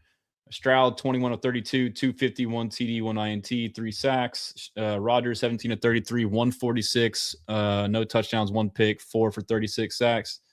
4 sacks for 36 yards. Woody Marks, dude. Let me make this bigger so I can see the yards per carry. Woody Marks was where are you at, fam? Woody Marks was 19 of 112, average of 5.9. Nick Chubb, dude. Nick Chubb, 10 for 48, 4.8 yards per carry. Cade Stover had a 4-yard Stover Cats push. On their side, we held them to 63 yards rushing. Pretty damn good. And you hear all this talk about, what I said the plan was, don't fucking run man against Rodgers, and don't blitz him. And then when we did run man, it was cover 1 with the high safety and a robber. So you're not blitzing him, still only rush 4. We basically never blitzed the entire game. And we just ran, you do disguises, but it's not like real intricate. It's like real subtle, rotations of the safeties. But we basically ran cover 2, cover 4, cover 6, which is both of those. So 2, 4, 6, and 3, and then a little bit of cover 1. And we did not run any fucking cover 0. We did not blitz at all because Rodgers, when you blitz him, he'll dissect it, and that's when you get the big explosives. So they did exactly what I thought we should do. We should run zone, prevent the deep shots, and force him to check it down. He loves to do these fucking check downs to Gainwell and to Warren, and then their whole offense is throwing a fucking 2-yard swing route and then breaking a tackle and getting 15 yards. And guess what? I said that's just not going to work because I literally said throw these fucking screens and wide receiver screens, but we have Kamari Lassiter, the best tackling corner in the league, who will blow up fucking screens left and right, which is what the fuck he did. And then I said we have Jalen Petrie, who was our nickel, who was really a linebacker, who will even more so blow that shit up. And Jalen Petrie fucking blew that shit up all day, dude. He was destroying their screens. Like, it was the most predictable, game plan and then result that happened. And like everyone thought that they were going to do that and nickel and dime us to death. Like, hell no, dude. And shout out real quick, Jalen Reed. He came in, played, got hurt, came back, and played a great game. I think I saw earlier from Aaron Wilson, I need to double check before the stream, that his house got broken into. I don't know if it was armed burglary or not, but that's fucking crazy. We need to find who did that. But yeah, Jalen Reed, played a hell of a game. Sheldon Rankins played a hell of a game. Obviously, Will and Daniil. I think the D lineman that rotated in, obviously Tommy Togiai is fucking solid. Fotu and Naquan Jones is making plays, as a backup rotational guy. Aziz, I think, played a really good game. I haven't even looked at PFF yet, which, again, I don't believe it's always accurate, but sometimes it lines up. And I really haven't dove into the film, so this is just off of like me watching the game. But like, I think Aziz, just from like seeing what I saw, played a fucking great game. And the run game and the pass game, like there were times that he was just blanketing guys. D'Amico Ryans even said in his press conference on Monday or Tuesday that Kalen Bullock's pick was because of Aziz and his coverage, and it was an overthrow because of that. He was running down. Henry T had some good coverage plays. He had one play where he missed a tackle, but no blood there. Obviously, Stingley fucking lockdown. Kamari lockdown. That PI to me was kind of like, okay. Like DK, as soon as he got touched, you could tell that was their plans. Like, just fucking get a PI. And they had another one where they thought they should have caught it, where Kamari, barely missed it, and then the guy almost caught it before the ground, or tipped it and then almost caught the tip. And yeah, he could have had a pick on one of those. He just barely jumped early. We're trying to obviously Kalen Bullock fucking balled out, pick six. Was all over the field before that. Big hits by everybody. Obviously, Petrie, Kamari, Aziz, Henry, like they were punishing people, dude. But yeah, so offense, it was pretty much Christian Kirk, 8 for 144, the most in Texans playoff history yards and a touchdown. And so they ran like almost 50% man, and Stroud was heavily pressured. Despite we had good run blocking. This was kind of the inverse. We had good run blocking and bad pass pro. Normally it's good pass pro, bad run blocking. So that's something to remember too, is like Stroud played that well with a shitload of pressure. BG says that Jalen Reed got carjacked. That's fucking crazy. I assume he's fine. That's terrible. Gain of funding research. Why do you think CJ struggles so much? Mental and physical pressure. They already discussed that earlier. He got at gunpoint by 4 dudes. One of the guys in jail already. Wow. Man, I don't know where. That's scary, man. You got to be safe out there. You never know what can happen. But yeah, so I think that's kind of covers that. But go to PFF real quick, and we'll share this tab instead. How are we on time?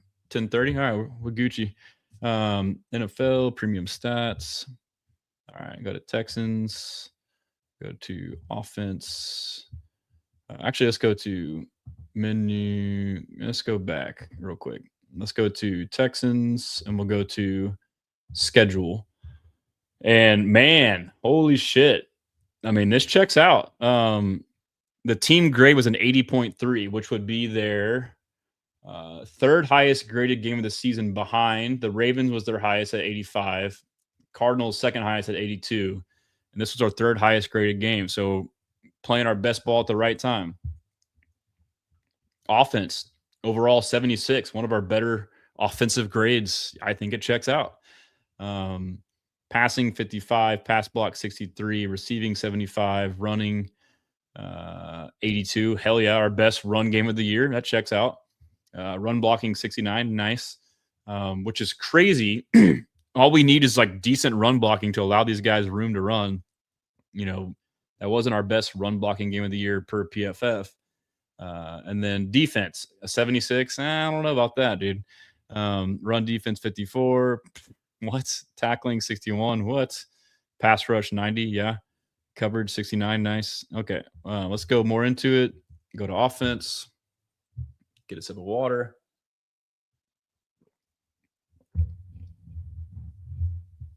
Wait, what? Someone said Jalen got robbed in the locker room and everyone turned around like I did. I did? What? So did he? Did he not? I don't know.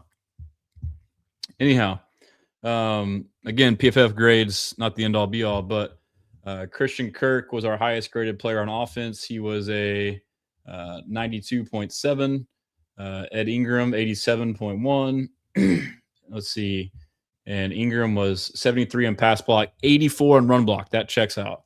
And then Fisher, 83. He was a 19 in pass block. Must not have very many reps. 79 in run block. And I did notice too, like that jumbo formation, dude. Like we had a jumbo with Fisher on the right side. You had fucking Trent Brown. We did it multiple times. Trent Brown, Fisher, and then you had Stover and Schultz. We had all 4 of those motherfuckers out on the edge with Woody running behind them. I'm like, yeah, dude, that's fucking genius. Like, that's a lot of mass, dude. Playoff football, dude. I love it. And then Jaden Higgins at a 79. I think that checks out. Woody 78, Chubb 72, Trent Brown 65, Andrew 65, Stover 65, Schultz 63, Hutch 60, Stroud 56. So yeah, I mean that checks out. The thing on that is like if we click on it, like I guarantee you his passing's not as bad. It's going to be the fumbles, which will be atrocious to weigh it down. Harrison Bryant 55. And so like for perspective, again, not the end all be all. Justin Herbert had like an 18 grade in PFF this week. And I wonder what Drake May was, just for reference. So maybe I'll just go for all the quarterbacks, but Noel 55, Nico 55, Ursary 47, Titus 43. That's crazy. All right, so let me go to let's look at that. Let's look at all the quarterbacks. PF again, it's not the end all be all, but just to like see if they show us. Why is this shit not unzooming? Sorry. There we go. All right. Let's go to by position, and we'll go to passing bait, quarterback, and we'll go to, let's see, can we do postseason and offensive grades on offense? So Stroud had the same grade as Brock Purdy and Rodgers, and Lawrence was roughly the same. And then Stafford was a 63, May at 64. So, I mean, yeah, it wasn't, and Herbert was a 29. So, I mean, that kind of matches up. But the thing is, it's the fumbling. He had a 15.2 grade on fumbling. I thought his passing was better than a 55. But anyhow, enough of that. But just to kind of paint that picture there, get back to the Texans, go to defense. Daniil Hunter, 90.5. Will, 86. Aziz, 84. I knew Aziz played a good game. That matches up. EJ Speed, 76 and 7 snaps. We got our backups in. That's crazy. 75 for Jamal Hill. Kamari, 75. Yep.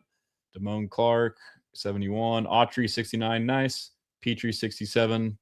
But his run defense was an 81. Sheldon Rankin, 67. Run defense, 33. Pass rush, 89. Let's see. Stingley, 63. They hate him, which is checks out. They kind of hate Bullock too, 60.9. Tommy, 58. Henry, 58. Naquan, 50. Lecky Fotu, 49. Jalen Reed, 47. That's crazy. I got to look at the film still. And Barnett, 44. So, and then to kind of put a bow on this game, it is nice to kind of revel in it, but we can't do it forever.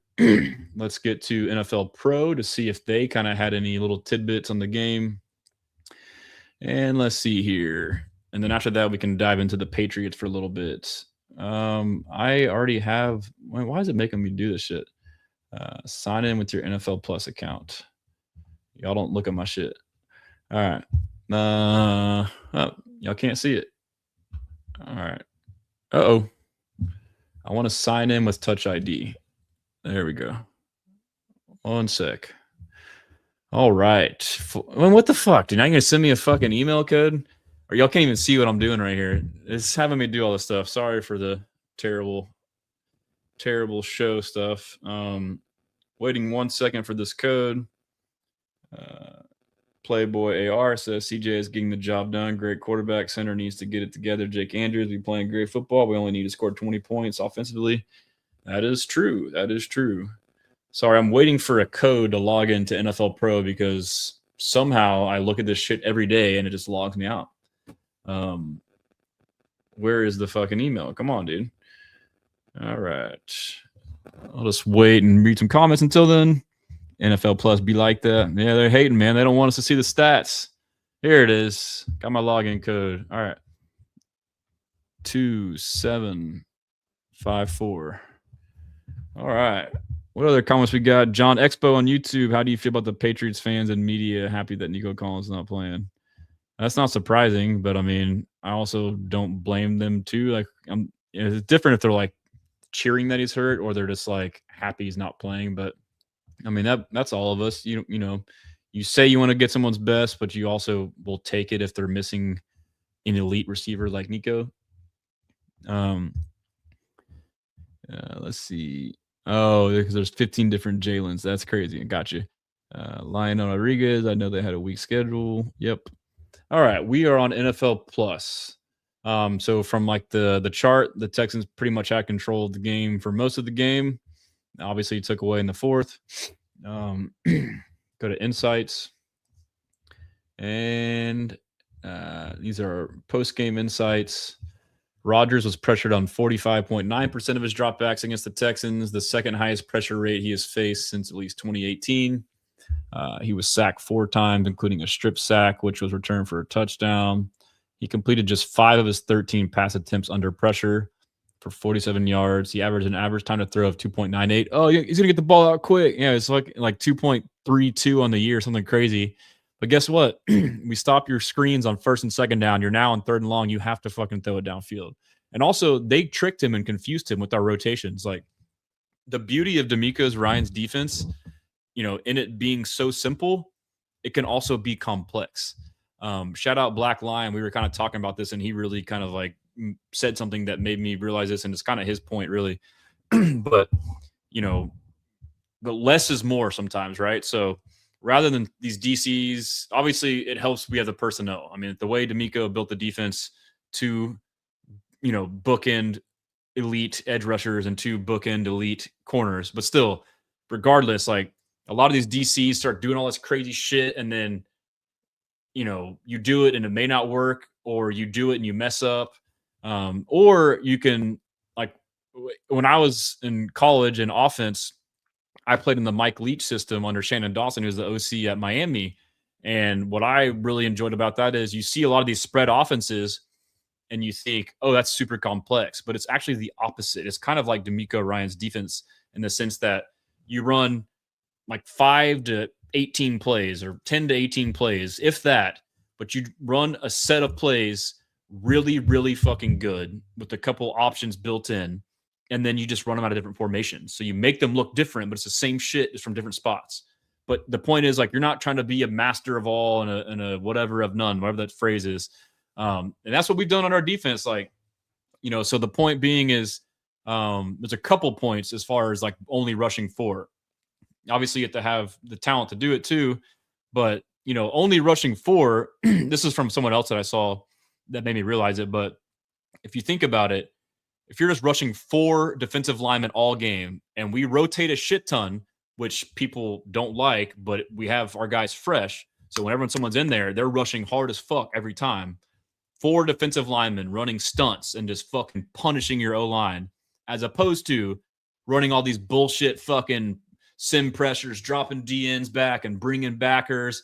If you were a lineman, would you rather block a backer or a fucking Will Anderson or Daniil Hunter every play? So if you think about it from that perspective, it's like play after play after play after play, these fucking animals rotating through, and the drop off is none too. Like, or I mean, obviously it's not as much as other teams. Derek Barnett, Danico Autry, got these other dogs coming in, and it's like not much of a step down, and that shit wears you down. So like that's an element of it. But also too, like on the back end, as far as like just getting in, too high and running cover 2, and then all of a sudden, like, so you kind of lull them to sleep, like if as far as y'all hit the like button. I appreciate that, user, whatever that is on YouTube. But as far as like, being simple in coverage, like if you're like rarely disguising, you kind of lull them to sleep, like, oh, they're not doing shit. And all of a sudden now you do it, it fucking catches them off guard. And it's the same with the up front too, with the D line. Like if you're only rushing 4, and then now all of a sudden you do a sim pressure and drop somebody here and there where it's not all the time, you lull them to sleep and catch them off guard, and now they're fucked. So like, and Rodgers got tricked like that. That's kind of what Black Lion's saying. And, I've seen a little bit of clips, but he made that point. But like, Rodgers he held onto the ball longer because he got fooled. Like he got lulled to sleep into thinking, okay, they're doing this. And then all of a sudden when they did do their, not a lot of disguises, they were much more effective. So rather than running fucking disguises every other play, running disguises every other play, you run them sparingly, but they hit at a much higher rate and have a lot more efficiency. So I'm sure there's a much more eloquent way to say all that, but that is, what did you say, Leonardo? Did you say doo-doo? I don't know. Did I say doo-doo? Anyhow, so let's see here. Stroud against the Steelers. He was 8 of 14 on attempts under pressure for 148, tied for second most yards under pressure of his career. I thought he played terrible. I thought he played like ass. Stroud was pressured on 48.6% of his dropbacks, the 5th highest mark of his career, including postseason. What the fuck are we doing? Chill the fuck out. He played pretty damn good besides a couple of plays. We already went through all that shit. He was sacked 3 times, including 2 strip sacks. And his 1 interception was on a clean pocket. He freaked out on that play. So whatever. Aaron Rodgers versus the Texans defense. The defensive back combined to allow. I got to take a sip of water, man. Shit. Hold on. All right.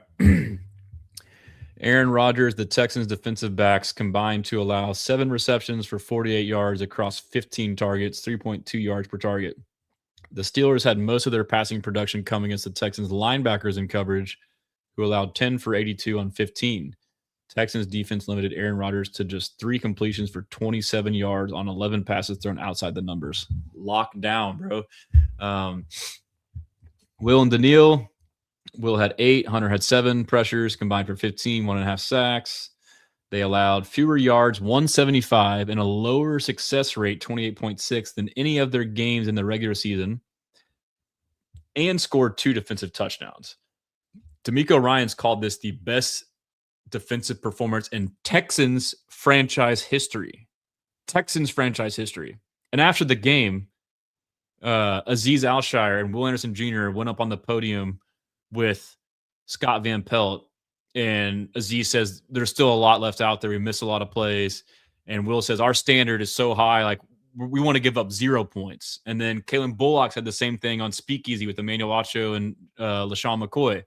Our mindset is no points. Like, and then I'll post a clip later, but in the locker room, Kalen Bullock says, like, everyone thinks coach is always mad all the time because he knows he holds it to a higher standard how great we are. He expects 0 points. So, overall, this defense generated a minus 33.4 EPA, the best performance by any defense in a playoff game in the last decade. Historically great defense. I've been saying it.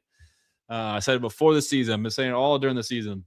D'Amico Ryans coached defenses have held opposing offenses under minus 28.5 EPA in all 3 of his wild card victories as the Texans head coach, accounting for 3 of the 4 best performances by a defense in the next-gen stat era in the playoffs. Holy shit, dude.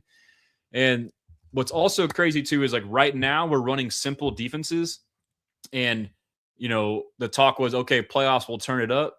But I said last week, this is not the game to do with Rodgers because of the blitz. Like, keep running simple shit, and the way they run, like, just run your simple shit.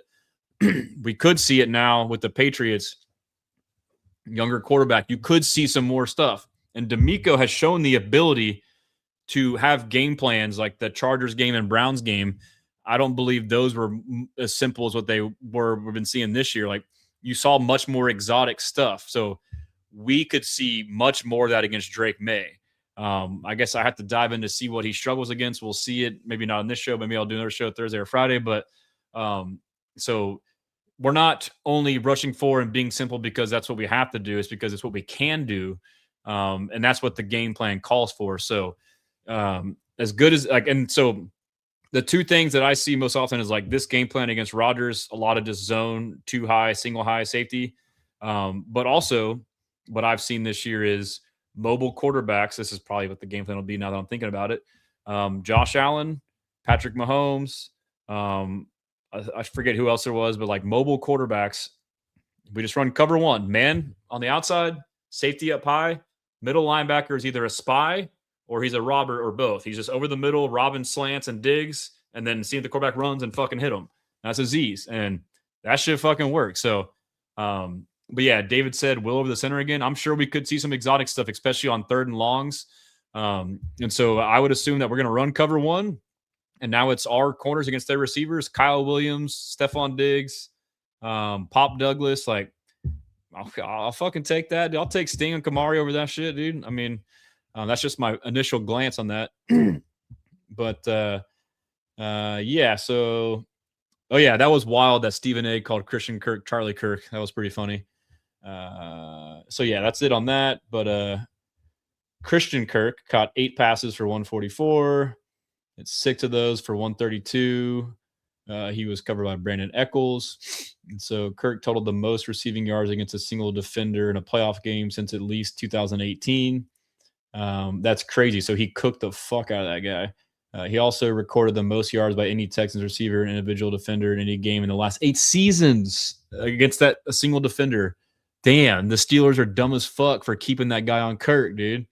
That's crazy. Brandon Eccles, sorry to hear about it. Woody Marks, dude, this is art right here. Rushed 19 times for a career high 112 yards and a touchdown. Before the game, in the locker room interview last week, he said, Aziz told me the regular season is where you make your money. The postseason is where you make a name for yourself. He fucking made a name for himself. He recorded 78 yards rushing in his lone score on 11 carries from jumbo personnel sets, the fifth most rushing yards from jumbo of any player this season. Jumbo package, baby. And he gained 56 yards before contact. We finally got blocking. Look what the fuck happened. He actually has room to make cuts. Let's see what else. The Texans rushers this season and third most in the last 5 seasons. I butchered that. Sorry. He recorded a 42.1% success rate. His regular season was 35, helping the Texans average a season low 5.5 yards to go on third down. You run the ball, you get into third and manageable, opens the playbook. Wow, all of a sudden it makes passing the ball easier.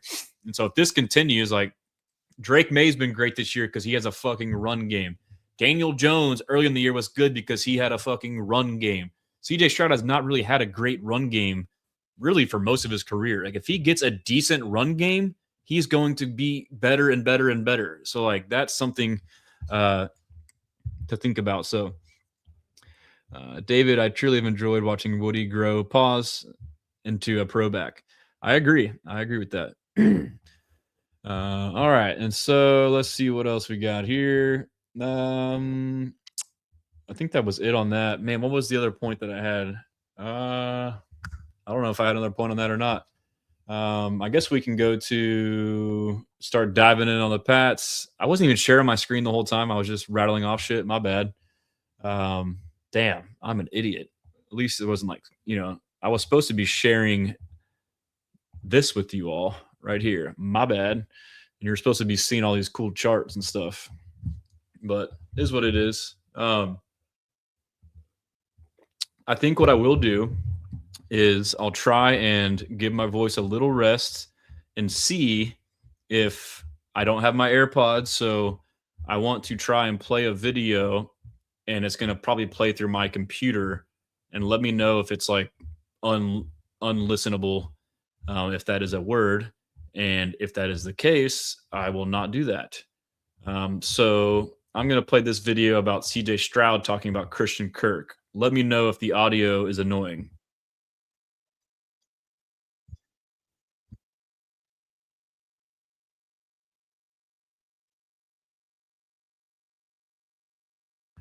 I have to share that tab first. I am an idiot. There we go. All right. Let me know how the audio is on this.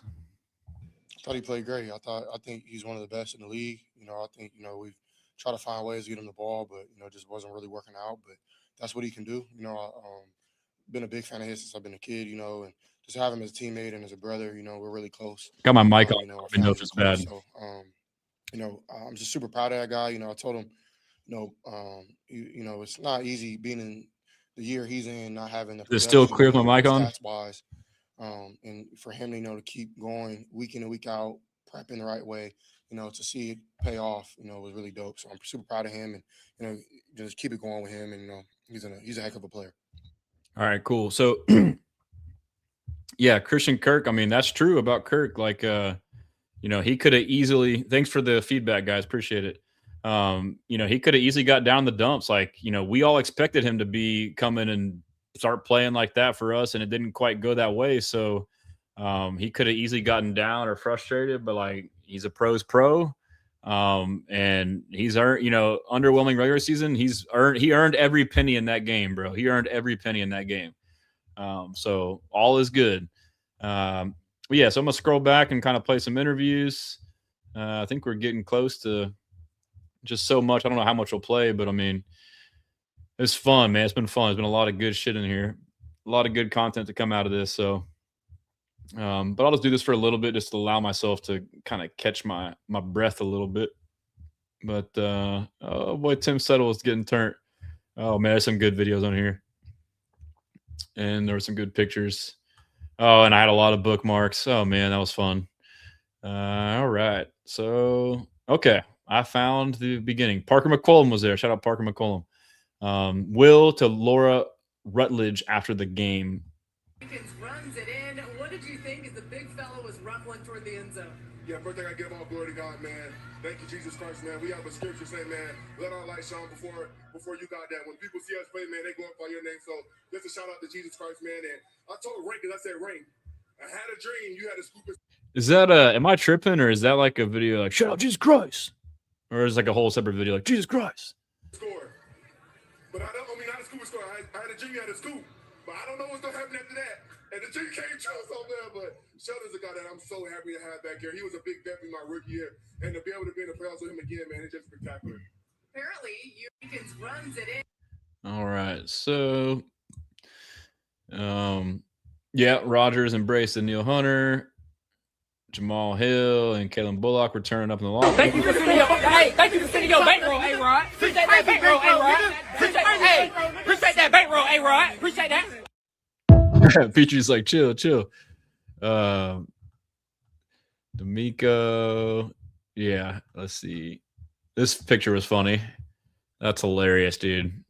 Frame it. Yeah, I was dunking on some people. This is awesome. This is via Jalen Reed's Instagram. Then, looking at Kalen Bullock's. Who that say? Bullock, pick six versus A-Rod. Let me get that. Who that say? Evidently, I don't know, but it's like some viral guy that does that move. So, but yeah, they're having a good time. This one's not loading. Tim Settle right here. So someone says, I know it's crazy. Brent says, I know it's crazy, but if CJ balls out while Nico is out, do we consider trading Nico when the Anderson and CJ contracts hit? No, because I feel like people are failing to realize CJ and Will's contracts. One, they have 2 years left when they're eligible, plus a 5th-year option, so they'll have 3 years or 2 to 3 years left, like however the math works out. And then on top of that, the way you structure these contracts is you defer it and backload it. So you're really not going to have these mega cap hits until like 5 to 6 years potentially. So as bad as it seems, you're going to kick the can as far down the road as you can. And with the way the league is increasing salary cap numbers year after year after year, what that number is now won't seem nearly as bad when the time comes. And that's assuming that Caserio does what he's always done, and the fact that he gets way out in front of it and signs like as soon as you're eligible, and potentially overpay at that moment. But then the more time goes on, all of a sudden that deal looks better and better. Just look at Daniil Hunter, look at Derek Stingley, look at Nico Collins, like all these guys that he extends early, end up being steals, within months. So the answer for me would be no to that. And also, Nico is a unicorn. This was funny. I know people were tripping, but CJ after the game taunting a fan. I don't know what the fan was, probably flicking him off, I guess. I don't know, but See you later, you mad? then he gapped up Gray. But people are like, oh yeah, you had a bad game. Like, to me, it's, and you listen to him, like he said he had a good game in his presser, and people, like when he says stuff like that, like there were times early in the year he had a presser and like we had a bad game or loss and offense didn't look good. And he's like, oh, I think we did good. I thought we were close. I thought, I was seeing it well. And people are like, oh, what the fuck are you talking about, idiot? No, you're not. Like, one, he's right. And two, it's what he believes. And three, you want him to be confident in himself. If he was thinking like the rest of us, he would fucking suck because he would have gave in and quit. Like, so I like it from that sense. Like, he's not moping around. His team fucking won 30-6. So, yeah, I mean, who cares if everyone thinks that you played the worst playoff game in NFL history? So I am not a hater of that. So let's see here. That female from Schittsburg was so confident with her team. Yeah, that girl is crazy, dude. I had to dunk on her a little bit. Brandon, you think the Rankin story makes some players want to re-sign here for less? I think players want to come here to fucking play for D'Amico Ryans and resurrect their careers. I mean, look at Tim Settle, Mario Edwards Jr., etc. Like, if you're a scheme fit and you fit, like, if you can fall in line with the culture, we're always going to get value. So that's part of the equation too. Like paying CJ, paying Will, like and we can draft. Like Jalen Smith is still sitting out there for us. I mean, we still got young bucks like D'Amico can draft. They can scout. Like we're good, bro. Like, and that I would imagine will be the eventual evolution of this team. Is how this shit works. This is how this whole, I thought last year it could be the 2012 Seahawks when they won the Super Bowl the second year with the rookie quarterback on their second year of the deal. And that would have been CJ's last year, but now it's this year potentially. And that's because you have all these resources in your defense because you have cheap, rookie quarterback and you're not paying your quarterback a shitload of money. But, and then you get through that and eventually the structure of the capital allocation of your team shifts. Right now it's heavily defense and not a lot of offense as far as cap space. But as you pay your quarterback, you're going to have to fucking pay him, and you should, and we can, and we will. Then now you have to start to get more of these maximize value on the defense through draft picks, through, finding veterans or whatever, taking deals. But again, that's not going to be for a while. I know people think, oh, next year, like it's going to be 4 to 5 years potentially as far as like the major cap hits go. But that evolution will come eventually as far as the financial structure of the team. Yes, that is Tim. I'm trying to get Tim settled. He was watching the game. Will the Texans be able to handle the stone cold Harold Landry? I don't know. I haven't really looked into that much.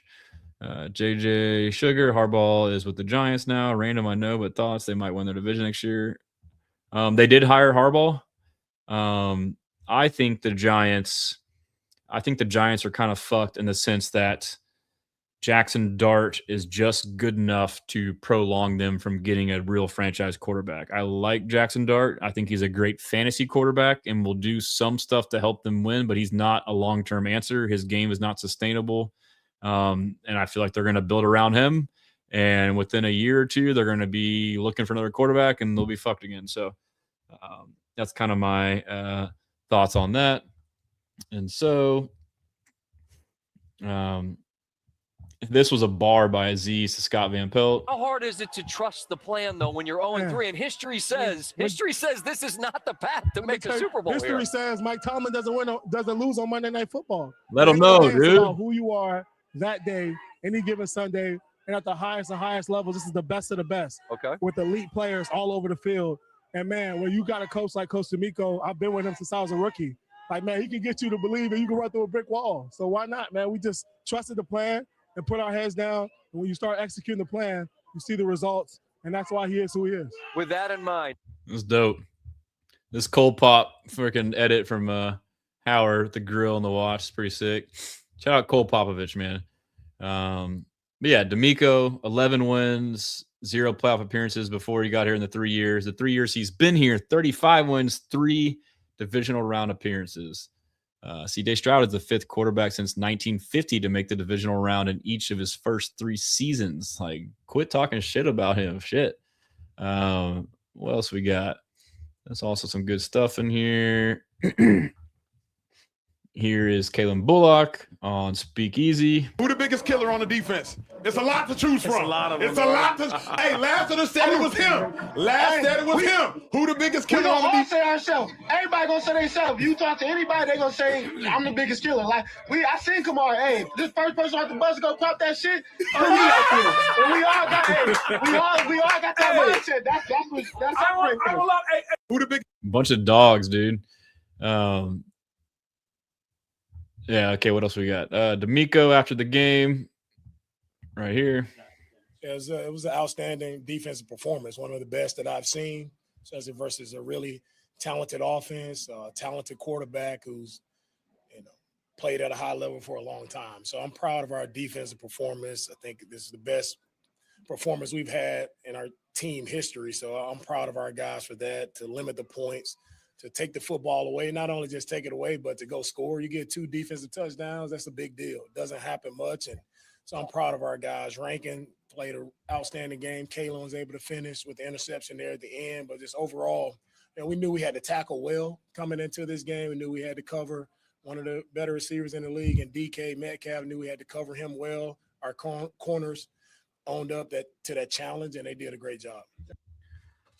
Yeah. So, but yeah, I mean, also on Dart too, it's not just because he'll get hurt, but like, I don't think he's not a pocket passer, bro. Like, his game is good right now because it's like you catch defenses off guard and he's mobile, but like, he's not. His game is not sustainable, obviously from the injury standpoint, but also not from like a production standpoint. Like, I mean, Jaden Daniels kind of saw some of that. I mean, obviously he's hurt and he's still young. I'm not saying that's Jaden Daniels is, on down to his level, but I'm just saying that I don't see Jackson Dart just his game alone, and then also him getting hurt too. But yeah, so I'm thinking with the time, I'm going to go through and finish these videos on my timeline, and then either tomorrow night or Friday night, we'll do like a deep dive on the Patriots, go through their schedule, go through PFF stuff, lineups, roster, go through all the NFL Pro stuff. So that'll be the plan for the rest of this show, fellas. D'Amico after the game right here. Hey, if you want to play good football, you want to play good playoff football, you got to play great defense, right?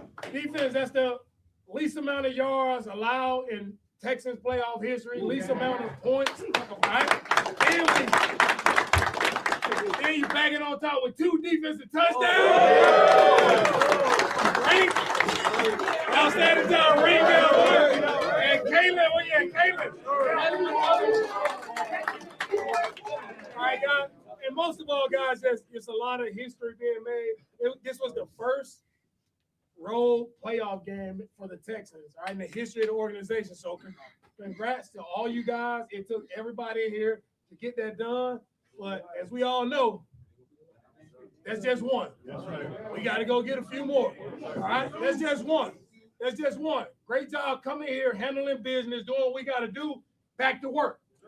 Back to work. It's a pleasure. It's a blessing to continue to work. You guys earned that right. Now, how we put the work in, now we know we got to go up to England next week. Let's go get it done. All right. Yeah. Love you guys. Appreciate the work. Texas! Whoa! Dude, leader, dude. He has so much command of that locker room. That is insane. Kalen Bullock after the game via DJ Bieneme. Right here. Sure, I think everybody knew we the best defense. The whole world knew that. Every time we go out there, we show it. We went out there and showed it today. I don't think you scored a touchdown. To do that against a player of his stature, Aaron Rodgers, one of the greatest quarterbacks. What does that mean to you? How special is that? That's a dream come true. I've been watching Aaron Rodgers since I was like in elementary. So just to get that pick 6 on him, that's gonna get framed. Could be his last game too. Yeah, facts. Mixon was tweeting us, baby. Let's go. Here's another video with Bullock from DJ. Just eyes on the quarterback. I knew he was trying to get the ball out quick. Our D-line was getting from the whole game. Get the ball right to me. Were you determined to take it all the way? Yeah, I told Five was mic'd up today. I told him that drive, I'm going to score if I catch this ball. What do you think about all this shot? I love how, like, I think he said it after the Josh Allen pick too. He's like, "Threw the ball right to me." I love how he says that. It's so like degrading to the quarterback. Yeah, threw it right to me. That's true. Yeah, the fans, on the post game set showed out, dude. That was pretty cool. Let's see what else we got here. Playoff history. Oh, dude, Ben Skoranek. Ben Skoranek was grabbing private parts, dude, of Jalen Noel. This is unbelievable. A gain of 4 if it stands, and right now it's standing. Pinch. He was grabbing his junk, and then like in the game, you saw Noel get mad. And you're like, "Oh, what's he tripping for? Don't get a penalty." And then Jalen Noel quote tweeted and says, "This is what we're teaching on the Steelers. Wonder what his wife thinks about this." Like calls him out pretty good. Yeah, I saw the hardball to the Giants. That's a good fit, dude. I mean, like just from an organizational standpoint. Yeah, with Scattaboo too. I think I think it could work temporarily offensively with Dart and Scattaboo. Like, I mean, Harbaugh had Lamar and they ran him, and you basically, who knows? Maybe the Todd Monken got fired. He's gonna bring Todd Monken and run that same shit over there. So, yeah, they're gonna run, and they got a decent defense, so they could be. I don't think Dart is the answer long term, but I think that they can make it shake and be a fringe playoff team this year, if not this year, next year, as far as just they'll run the shit out of the ball with Scattaboo and Dart, you know, and they'll design an offense that's catered to his skill set. Now that I'm thinking about it, here's Will talking about rat poison. Nick Saban. You learn there that's just even getting more and more sharp. Real quick, I was going to tweet this, but this Kinesio tape or whatever, he looks like Game of Thrones, like one of the dragons, where he's got like the scales on his arms. Kind of sick.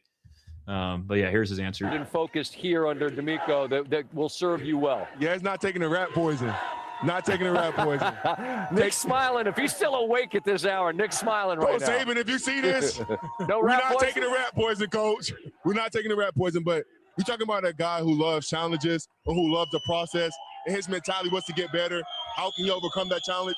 That's something that I take with me now is like, man, every day is going to be a challenge that's presented to you. Every game is going to be a challenge that's presented to you. Every season is going to be different. How can you overcome that challenge? And that's the great thing about football, man, is you get an opportunity to do that week in and week out.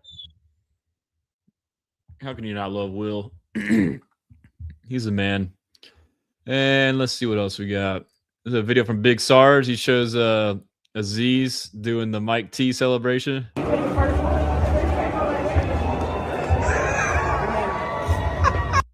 That's hilarious, dude. That's awesome. Yeah, let's see what else we got. We got D'Amico Ryans on the run game right here. Yeah, before I talk about Woody, I got to talk about the offensive line. All right, the offensive line did a great job of controlling their front. That was our main key to victory, is how we're going to control their front, one of the best fronts in ball. And our offensive line did a great job of really controlling that, sustaining their blocks. And then Woody came in, he ran the ball well. Also, Chubb ran the ball well. All the guys did a really great job rushing it.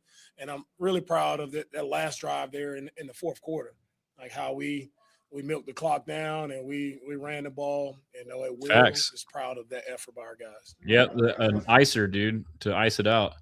But yeah, let's see. Shout out Nosh, I see you in the chat, brother. Talking about Harbaugh, and then Rich Boy J. Shout out Rich Boy J. He talks about Adam Thielen joined the Texans retirement tour. Yep, I saw that today too. Here's Woody after the game, real quick with the clip. I did a great job. Inviting double teams up to the linebackers. We was reading all day. I'll say the running back room ran it all day. That's how we got the big runs. In the playoffs, you go 5 yards is great. Facts. Just grinding. We grinded.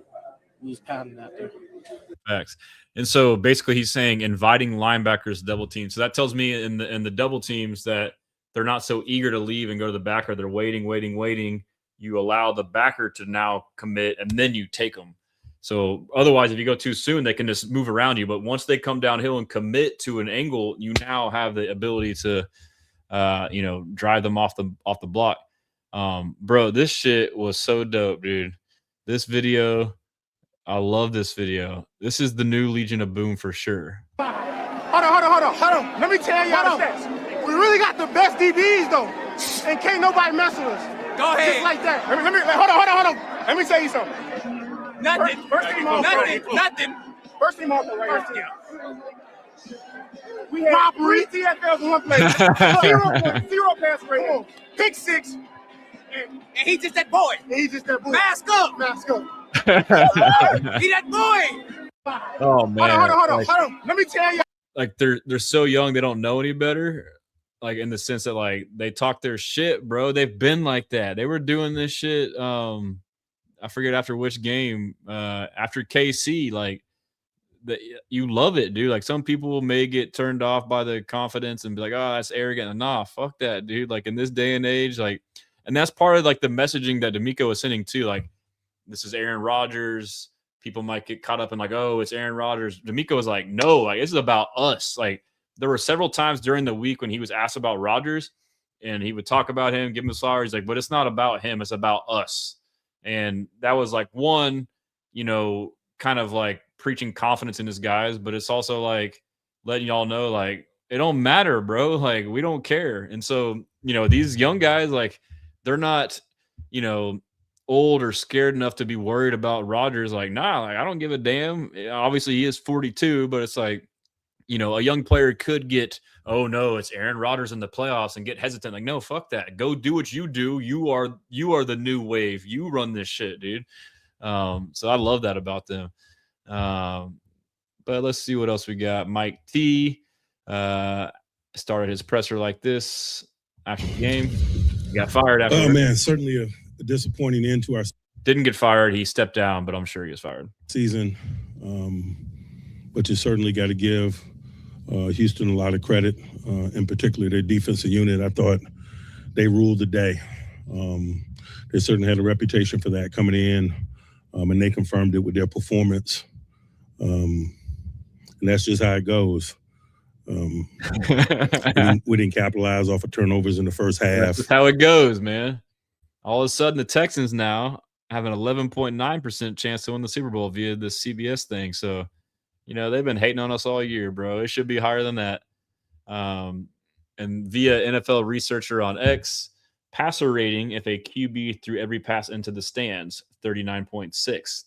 Passer rating when targeting notable Texans defenders in the playoffs since 2024. Kamari Lassiter, 6.3. Stingley, 17.3. Kalen Bullock, 33.3. So you are better off throwing the ball into the stands as far as your passer rating is concerned. And then D'Amico after the game on Stroud.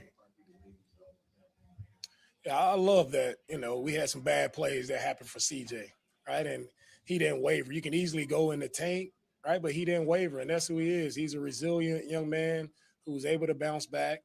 You know, anybody can go in the tank. You drop the ball a few times, throw up, like, you keep battling. Like, the game isn't over. It's a 60-minute football game. You keep battling until the end, and that's what he did. He made some big throws for us, right? Some huge passes that allowed us to get in striking distance and go score. Facts. You love to hear that from your coach, too. It's perfect, dude. Yeah, Kyle Brandt talking about Petrie. Yeah, here's Ed Ingram. Ed Ingram is a physical football player. Watch him come down right there. Chip the nose, help the center. Now look at Peyton Wilson, number 41. Climb downhill. Boom. Get up underneath him. Little boy. Throw him out the club. Boom. Drive him. Finish. Throw him. Ingram's a dog, dude.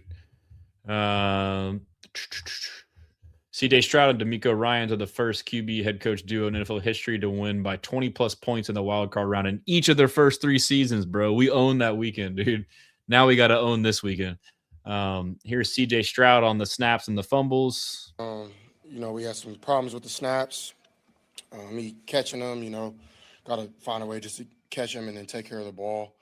You know, we knew on tape that they did a good job of, you know, punching at the ball or trying to, you know, get you to, while you're throwing, get your throwing arm. So, you know, I try to work on that throughout the week. But they make plays, and I think these games, the playoffs games, from my experience, like, they're going to make plays. We're going to make plays. It's all about, you know, moving forward and, you know, trying your best to, you know, flush it and keep going. So, you know, I thought, you know, every time we had to bounce back, you know, we made more plays. So, facts. I mean, I'm proud of our guys for having a little bit of resilience in those moments, and, you know, to finish the game like that was really dope. Facts. Yep, Letterman jacket game. We need revenge for this so bad. Will Anderson on him and Sheldon Rankins. I said, bro, we be up to no good. We be up to something always happen with me and him together, bro. We be up to no good. But I told him, I said, bro, we be up. Soundbite. Let's see. Rich Boy J, if the Bills win, imagine how hyped the Texans will be going into Sunday knowing they're playing for the. That's a good point. I didn't think about their game being before ours, and that could be on the line. That's especially for fans too. That's dope. Great point. Let's see. Matt Burke is getting some praise. There's Christian Kirk. Didn't really say much. Emmanuel Acho. Acho's been speaking nothing but facts on what we're witnessing with the Houston Texans is a generational defense. Not a good defense, not a great defense, not an elite defense, a generational defense. Aaron Rodgers threw more touchdown passes to Texans defensive backs than he threw to his own receivers. The Texans defense had more touchdowns than Aaron Rodgers, had more touchdowns than Justin Herbert. Hell, they had as many, if not more touchdowns than their own offense. This Houston Texans defense will take the Texans as far as they want to go. And you all missed something during the broadcast. I encourage you to watch it, Shady. He said it sitting next to me. D'Amico Ryans, after they ran in that last touchdown with Woody Marks, he looked to a sideline and he said, wear them out. Because that's the Texans' defensive and collective philosophy. We are going to beat you down until you like it. And that's what this Texans defense did. You got Danielle Hunter, you got Will Anderson. I don't care what voters say, and I'm one of them. They're both all pros. You're talking about wear them out, but that's also the mindset on offense, too. He was talking about the O-line. You got Kamari Lassiter and Derek Stingley. I voted for them, both all pros. You got Kalen Bullock, you got Petrie, dominant players. This Texans defense is generational, and so long as this Texans offense just doesn't give the ball away nor the game away, this Texans team will go as far as they want to, Five. Facts. Yeah, so I was just thinking too, like, we had the short rest advantage playing fucking Monday night. You know, Patriots played Sunday night. And so, you know, and we had to travel to Pittsburgh, come back, now travel to New England, and they're sitting there the whole time. And then now if we were to win, you know, then now we would play the winner of the Bills and Broncos, who are playing on Saturday. So it's like, what the fuck, dude? This scheduling stuff is fucked. Yeah, going back through the rest. Nosh says Drake May does not want that smoke. Yeah, we're going to the AFC Championship game, fellas. Actually, if we make it and it's at home, we're all going. Here's Shady McCoy on the game. That game even happened. I didn't care what the game was at, Pittsburgh or Houston. They was going to win, and then I don't know if Aaron Rodgers played that bad. Like, it's like, what could he do? When you really watch that game, it's like what the pressure was so enormous. The way they played on defense, they swarmed to the ball. Every tackle you heard the thump, boom, boom, boom. So I just thought that there was nothing that Steelers could do. They couldn't block them, right? And then they're not that type of offense that move the ball all day and all night. And if you watch the game, the Steelers defense played well, right? They gave up some yards. That's cool. But they made turnovers when they needed to. Yeah. But CJ Stroud today, you could tell he seemed a little nervous, right? And they moved the ball when they made them turnovers. Yeah. It didn't matter because the defense was that good. Like I thought this game would be like a defensive game. I don't know, 3-12 or something like that. But it's gonna be hard to beat the Texans though, because they run the ball extremely well, and they play great defense. Let's see, but yeah. So, Life of Colby, good point. I didn't bring that up, but yeah, DJ Bieneme broke a story on CJ Gardner-Johnson, like behind what happened. Basically, it was that Jaguars play where it was late in the game. Brian Thomas Jr. It was man. They were supposed to switch if somebody went inside, and CJ Gardner-Johnson didn't. And Kamari was mad and like yelling about it, but not at CJ. And then CJ Gardner-Johnson got upset and thought they were like teaming up on him. And then like Stingley was like talking to him to tell him to chill out, and like they were like in a verbal altercation. Supposedly went into the locker room. Supposedly wasn't physical, but like after that, like they're like, nah, you got to go, bro. So kind of cool to see that, you know, Stingley will step up if need be, and also Kamari, like he's not afraid. Like he don't care who you are. Like if you mess up, I'm gonna be fucking pissed. You know, that's accountability. So that's good to see, despite the age that they, you know, all got their stuff. But here's Aaron Rodgers after the game telling, you know, the dirtiest player in the league to a lot of soft ass fans, Azeez Al-Shaair, that he loves his game. Go figure. Who would have thought, dude? I thought, you know, if he's such a dirty player, wouldn't a quarterback such as Rodgers, you know, not respect him and tell him that he loves his game? I mean, come on, dude. Yeah, there's a lot of good clips going around for the Texans. So Chris Canty, he's making sense here. No, he's not in the way, because CJ Stroud's turnovers haven't seemed to affect the Houston Texans in terms of their outcome, right? Like the Texans are 3-0 when CJ Stroud turns it over 3 times or more. Insanity. Yeah, the Houston Texans defense this year, the fewest opponent points. When have they called drop snap fumbles? Like that pisses me off. 5 fumbles. They're fucking botched snaps that weren't even close to being recovered. Points off of turnovers this season. They've only allowed 29 points off of the giveaways that the Houston Texans offense has had. And conversely, the Texans offense is 4th when it comes to points. So you see that shit? This fumble here, it's a drop snap Timing's fucked up. CJ freaks out, and then a bad play happens. Points off It all the starts from the turnovers fucking this snap. That's season. it. They've Watch only this allowed play coming up. 29 Drop the snap. points. Freaks out. There's pressure. Doesn't know what to do. Tries to make a play. Steps up. Guys are right there. He should take the sack. Tries to throw it away. The Texans offense gets had, knocked out. and conversely, the Texans offense is fourth when it comes to points off of turnovers. So sudden change when their defense has to make a stop, they get it. Sudden change when their offense gets a short field, they cash in. That's a formula for success. And the Houston Texans' ability to now to be able to run the football. And so, like, Stroud has done a great job in, like, dialing it back and, you know, not trying to make the big plays. I think he was trying to throw it away there, but it felt like he was trying to make big plays here when he didn't need to, but they were catapulted by something that jolted an unhandled snap, whether it was his fault or whatever. Like, that was the issue that set you. It wasn't he dropped back. He had the one, you know, pick that was different, but like most of them were started by like a frantic thing that set things off. Ball with Woody Marks and Nick Chubb, that recent development is why I'm bullish on them. If you got a team that can capitalize on takeaways, if you got an offense that can run the football, and you got a defense that can knock the other team's quarterback down, you're going to have a lot of success in this league, especially in the playoffs. He's speaking facts. Oh, D'Amico mic'd up for the 2 touchdowns. Hey, let's take the ball. Let's go score. Keep your depth. Keep your depth. Depth, disease, stay back in the middle. Then we got it. Go, go, go, go, go. Was that not what everyone else did in your house? He's like a fucking fan, dude. Rodgers in the pocket. Rodgers flinging it downfield and picked off. Go score. Go score. That's what I said. Score. Go score. Hit him. Hit it. Get in there. Boom. Get in there. That's so sick, dude. Made that defense wins. Run the ball, play good defense. I think that works. Hey, oh my God. take How the can you ball, not let's- get hyped for that, bro? Come on. Yeah, so Acho said that the Texans secondary should be the Fantastic Four, and here's some photos that were going around. I thought they were pretty cool. I don't know the characters' names, but the Rock guy, Petrie, the Invisible guy, Stingley, the Fire guy, Kamari, and then long arm dude, Kalen Bullock. I mean, it's pretty dope. Got a Patriots fan in here. Okay. How you guys feeling about the game, buddy? And then we got a Buffalo fan. Let's go Buffalo. I appreciate all the opposing fans coming in. Much respect to you guys. And then IU says, in this postseason, we either make him the highest paid QB or we have to take a pay cut. Well, we'll see. And then Michael Bryan says, Houston Texans are reminiscent of the 2000 Ravens. I could see it. Yeah, the fact that they're calling drop snaps a fumble was crazy.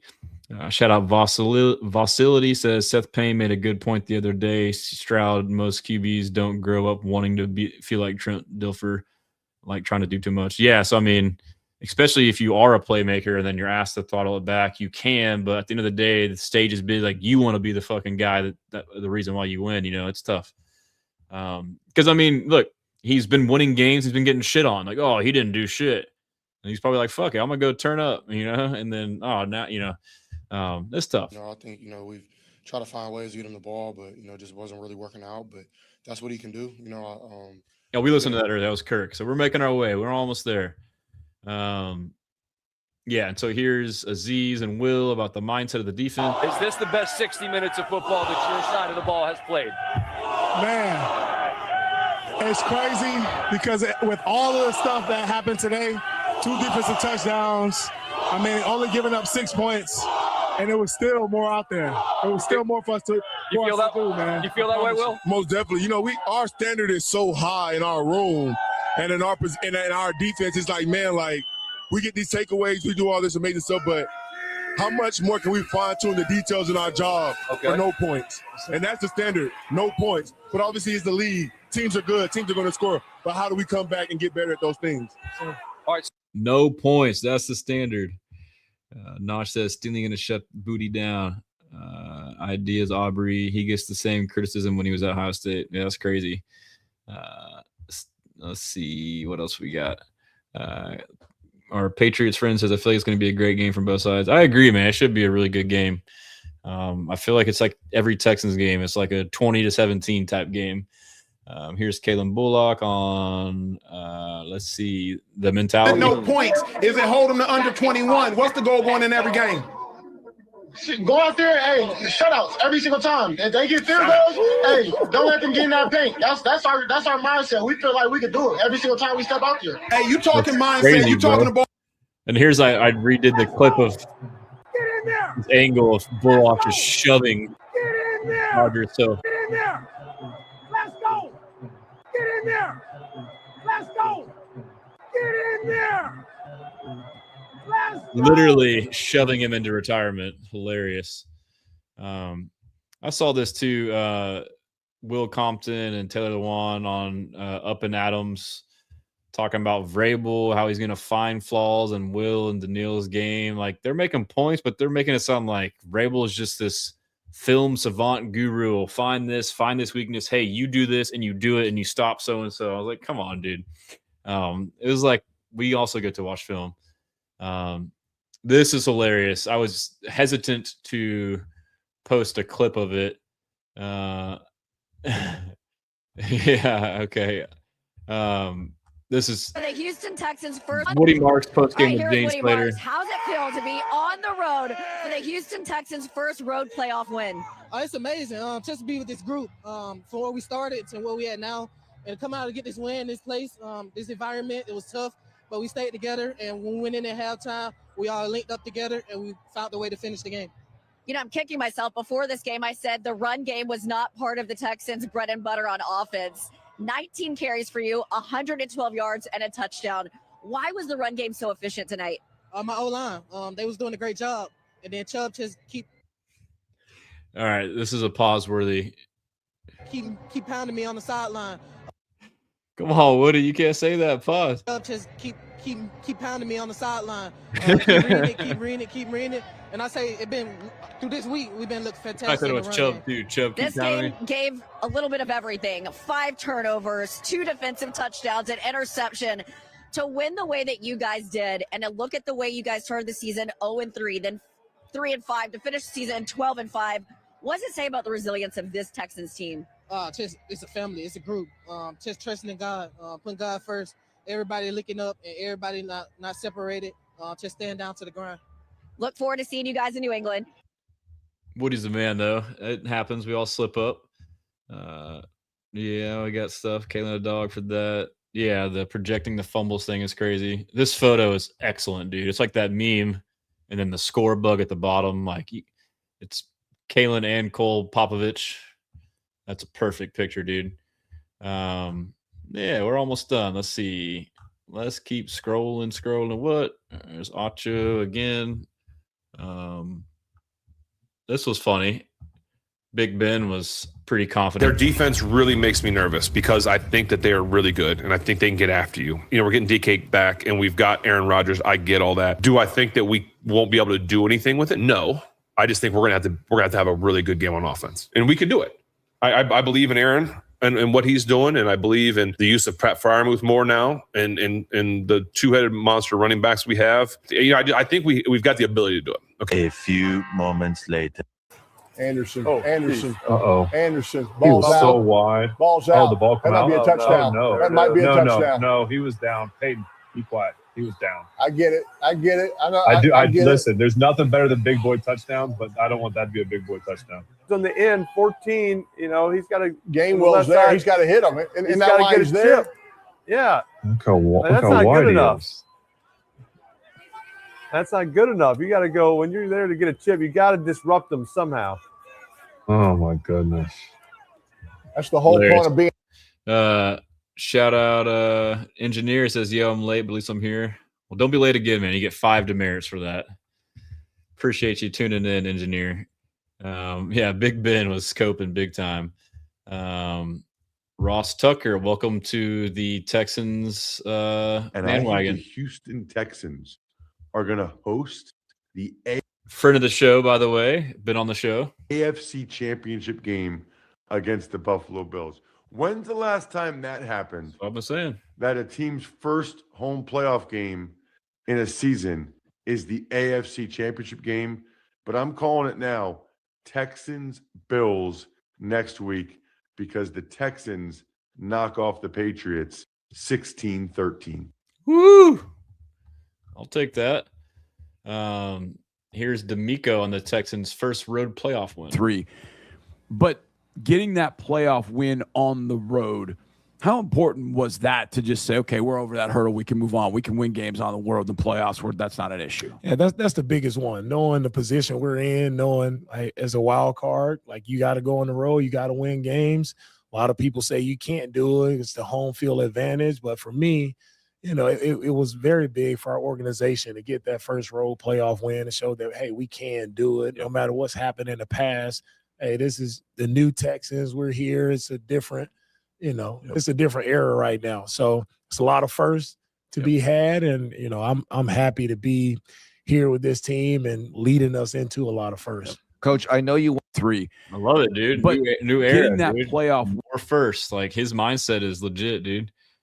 All right, let's see. Almost there. Yep, Adam Thielen retired. Here's D'Amico and Mike T. There you go. Man. We living, ain't we, Come bro? on, brother. Oh, gotta much love respect it, to man. you and your group, Same brother. to you, bro. Man, ain't it outstanding cool? job. Come on, man. We living. Let's live tonight. Let's do right by this game tonight. You know it. Nothing but respect and love, brother. Same here, man. You do it the right way. No doubt. Every day Nothing of my but life, respect. We own it. Let's do it. Yes, sir. That's pretty Great cool. job, brother, man. All the best, man. Go do it. Yes, sir. You know it. There you go. I got a hell of a lot of respect for Man, Mike we Tomlin. living, Listen to his interviews too. His press conferences were awesome, super detailed. Like comes off the jump and just talks for like 10 minutes. Obviously his coaching has been under fire, but like I respect the hell out of him. But yeah, let's see. Almost done. D'Amico talking about the D line today and what he would call them. Oh man, a lot of different terms. But I would just say, you're looking for you look for 4 guys who, it's like 4 Tasmanian devils just wrecking everything that's in front of them. That's how I look at our guys. They are fast, they are physical, and the way they get off the ball, the way they collapse the pocket, they're a terror. And it's fun to watch those guys, and that's what makes our defense go. Like, why are we able to rush 4 guys and play the way we play? It's not because of I'm such a great coach. It's because we got really great players up front. And this game will always be about the players, and those guys, they set the table for us, for our entire. Yeah, engineer, I talked about Stroud. We agree. Most of us agree. I'm sure some people may not agree, which is fine, but I had a pretty big rant about an hour ago about how the Stroud performance is being overblown as far as how bad it was. But let's see. We are almost done. Yeah, we can list. That's too long. A lot of JJ Watt clips. But yeah, here's AQ Shipley. Houston Texans. Talking the about Texans offensive line, best out of Super Wild Card weekend. He has the Texans O-line ranked number 1 coming out of the weekend, so that's excluding Seahawks and Broncos. But then I'll fast forward a little bit. The seats we had or whatever, it was like, oh, this guy's gone. That's great news. Then he walks back, got to the sideline, put his helmet on, and I think he had a seemingly incredibly tough to pound the rock. That's what, 1970s, 1980s football. That's playoff football. It'll forever be playoff football. And CJ Stroud, I doubt he'll play that bad probably ever again.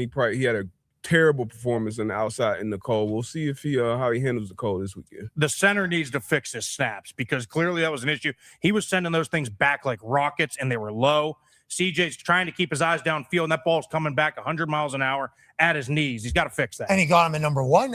Is center not a part of the entire offense? Good in the run game, but the snaps, that's what starts the play. You got to be better there. Clearly, CJ Stroud wants to keep his eyes downfield. You got to give a nice little softball right here, right between the waist and the shoulders, right there, a little softball. Now's not time to be practicing what that feels like coming out. You probably already have that figured out. Number 1, Houston Texans offensive line. Yeah, true. But see, that's a O-line expert given that analyst. Here is CJ Stroud on Stephon Diggs. Yeah, Steph is one of the best teammates I've ever had in my career, in my life. Like, he's been amazing to my life, not just on the field, but off as well. I think he's, super, teammate oriented. He wants to be around the guys. He wants to, do stuff for the guys. He wants to be, one of the captains in the room. And I don't know if he's a captain or not. I'm sure he is, but, he's one of the best teammates I've ever had. So he's brought that swag there, and he got the guys rolling around him. But, will always be a brother of mine, always be a friend. And I'm just, excited to see his career, go where it's gone, and for him to get paid like he did is dope to see. So, I think he has a lot of great ball ahead of him. But no, yeah, so it's always be a brother of mine. All right, and yeah, we'll skip that. What else we got? I got to listen to those today. A lot of interviews to listen to. Here's Stroud today. Yeah, I've learned a quote: "Don't love the love, don't hate the hate." Like things be up and down throughout your life, your career, whatever it is. I think that's just how life works in general. But especially in the position I'm in, everything is, criticized and everything is talked about. So, I've learned to, to stay what's important to me. That's my faith, my family, and then my teammates, and then myself, how I view myself. So, yeah, I mean, through failures and successes in this game, from time I've been 16, with somewhat of a public eye, and when I went to Ohio State, same thing. Like they would love me one week, hate me the next. So I'm well equipped with what is going on, and I'm excited to play this next game and just kind of keep the same kill. Big facts. Like, this is nothing new. He's been dealing with this stuff his whole career, and like, justified or not, it's just he's built for it. But I mean, a couple more clips. But D'Amico mic'd up, bro. I mean, look at this, dude. Great call. Win third down. Win third down.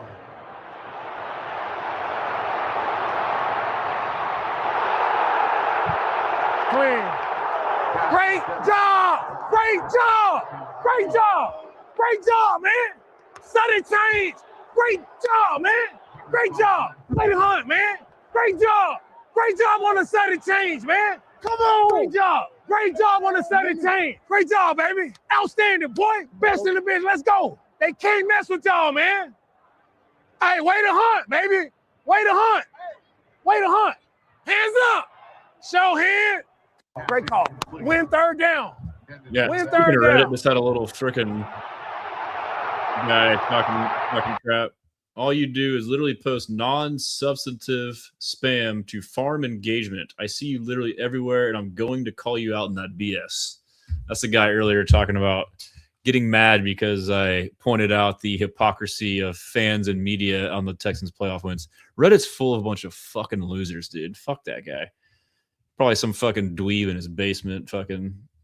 Anyhow, here's D'Amico mic'd up with Aziz. Nah, if that ball would have got caught on your head, though, we would have been fighting. Nah, that's what it looked like. We played clean, man. You know what I'm saying? So, like, and still, I know I be greedy, but think about every play they got. I know, man. You got we got an outstanding group, bro. We just got to everybody remain disciplined, keep hunting, keep everybody lifted, bro. We one at a time, one at a time. I know you got me, baby. Love you, baby. Yes, sir. Yes, sir. On to the next one.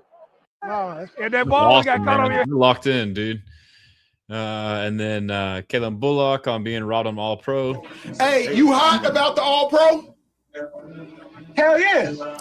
You're damn right. That's what we work for. I mean, I should be. I feel like I got robbed, but it's all good. You know what? He did. And all pros though, it's the year you're supposed to make it. You don't make it. It's the next year though. Yeah. So next year you put that shit in your head, like I gotta go out there and get that. Yeah, facts. That's facts. Hey, keep doing. All right, we made it to the top. But yeah, man, that was dope. I'll try and do an episode tomorrow or Friday. There we go. On a full deal on the Patriots. But yeah, man, we feel good. Good win. I feel like we can and should win this game. It'll be a tough, close one, but I'm excited, man. Another milestone for the Texans. As always, follow me everywhere. And if you want, re-listen to this on Spotify or Apple. Until next time, we blessin'.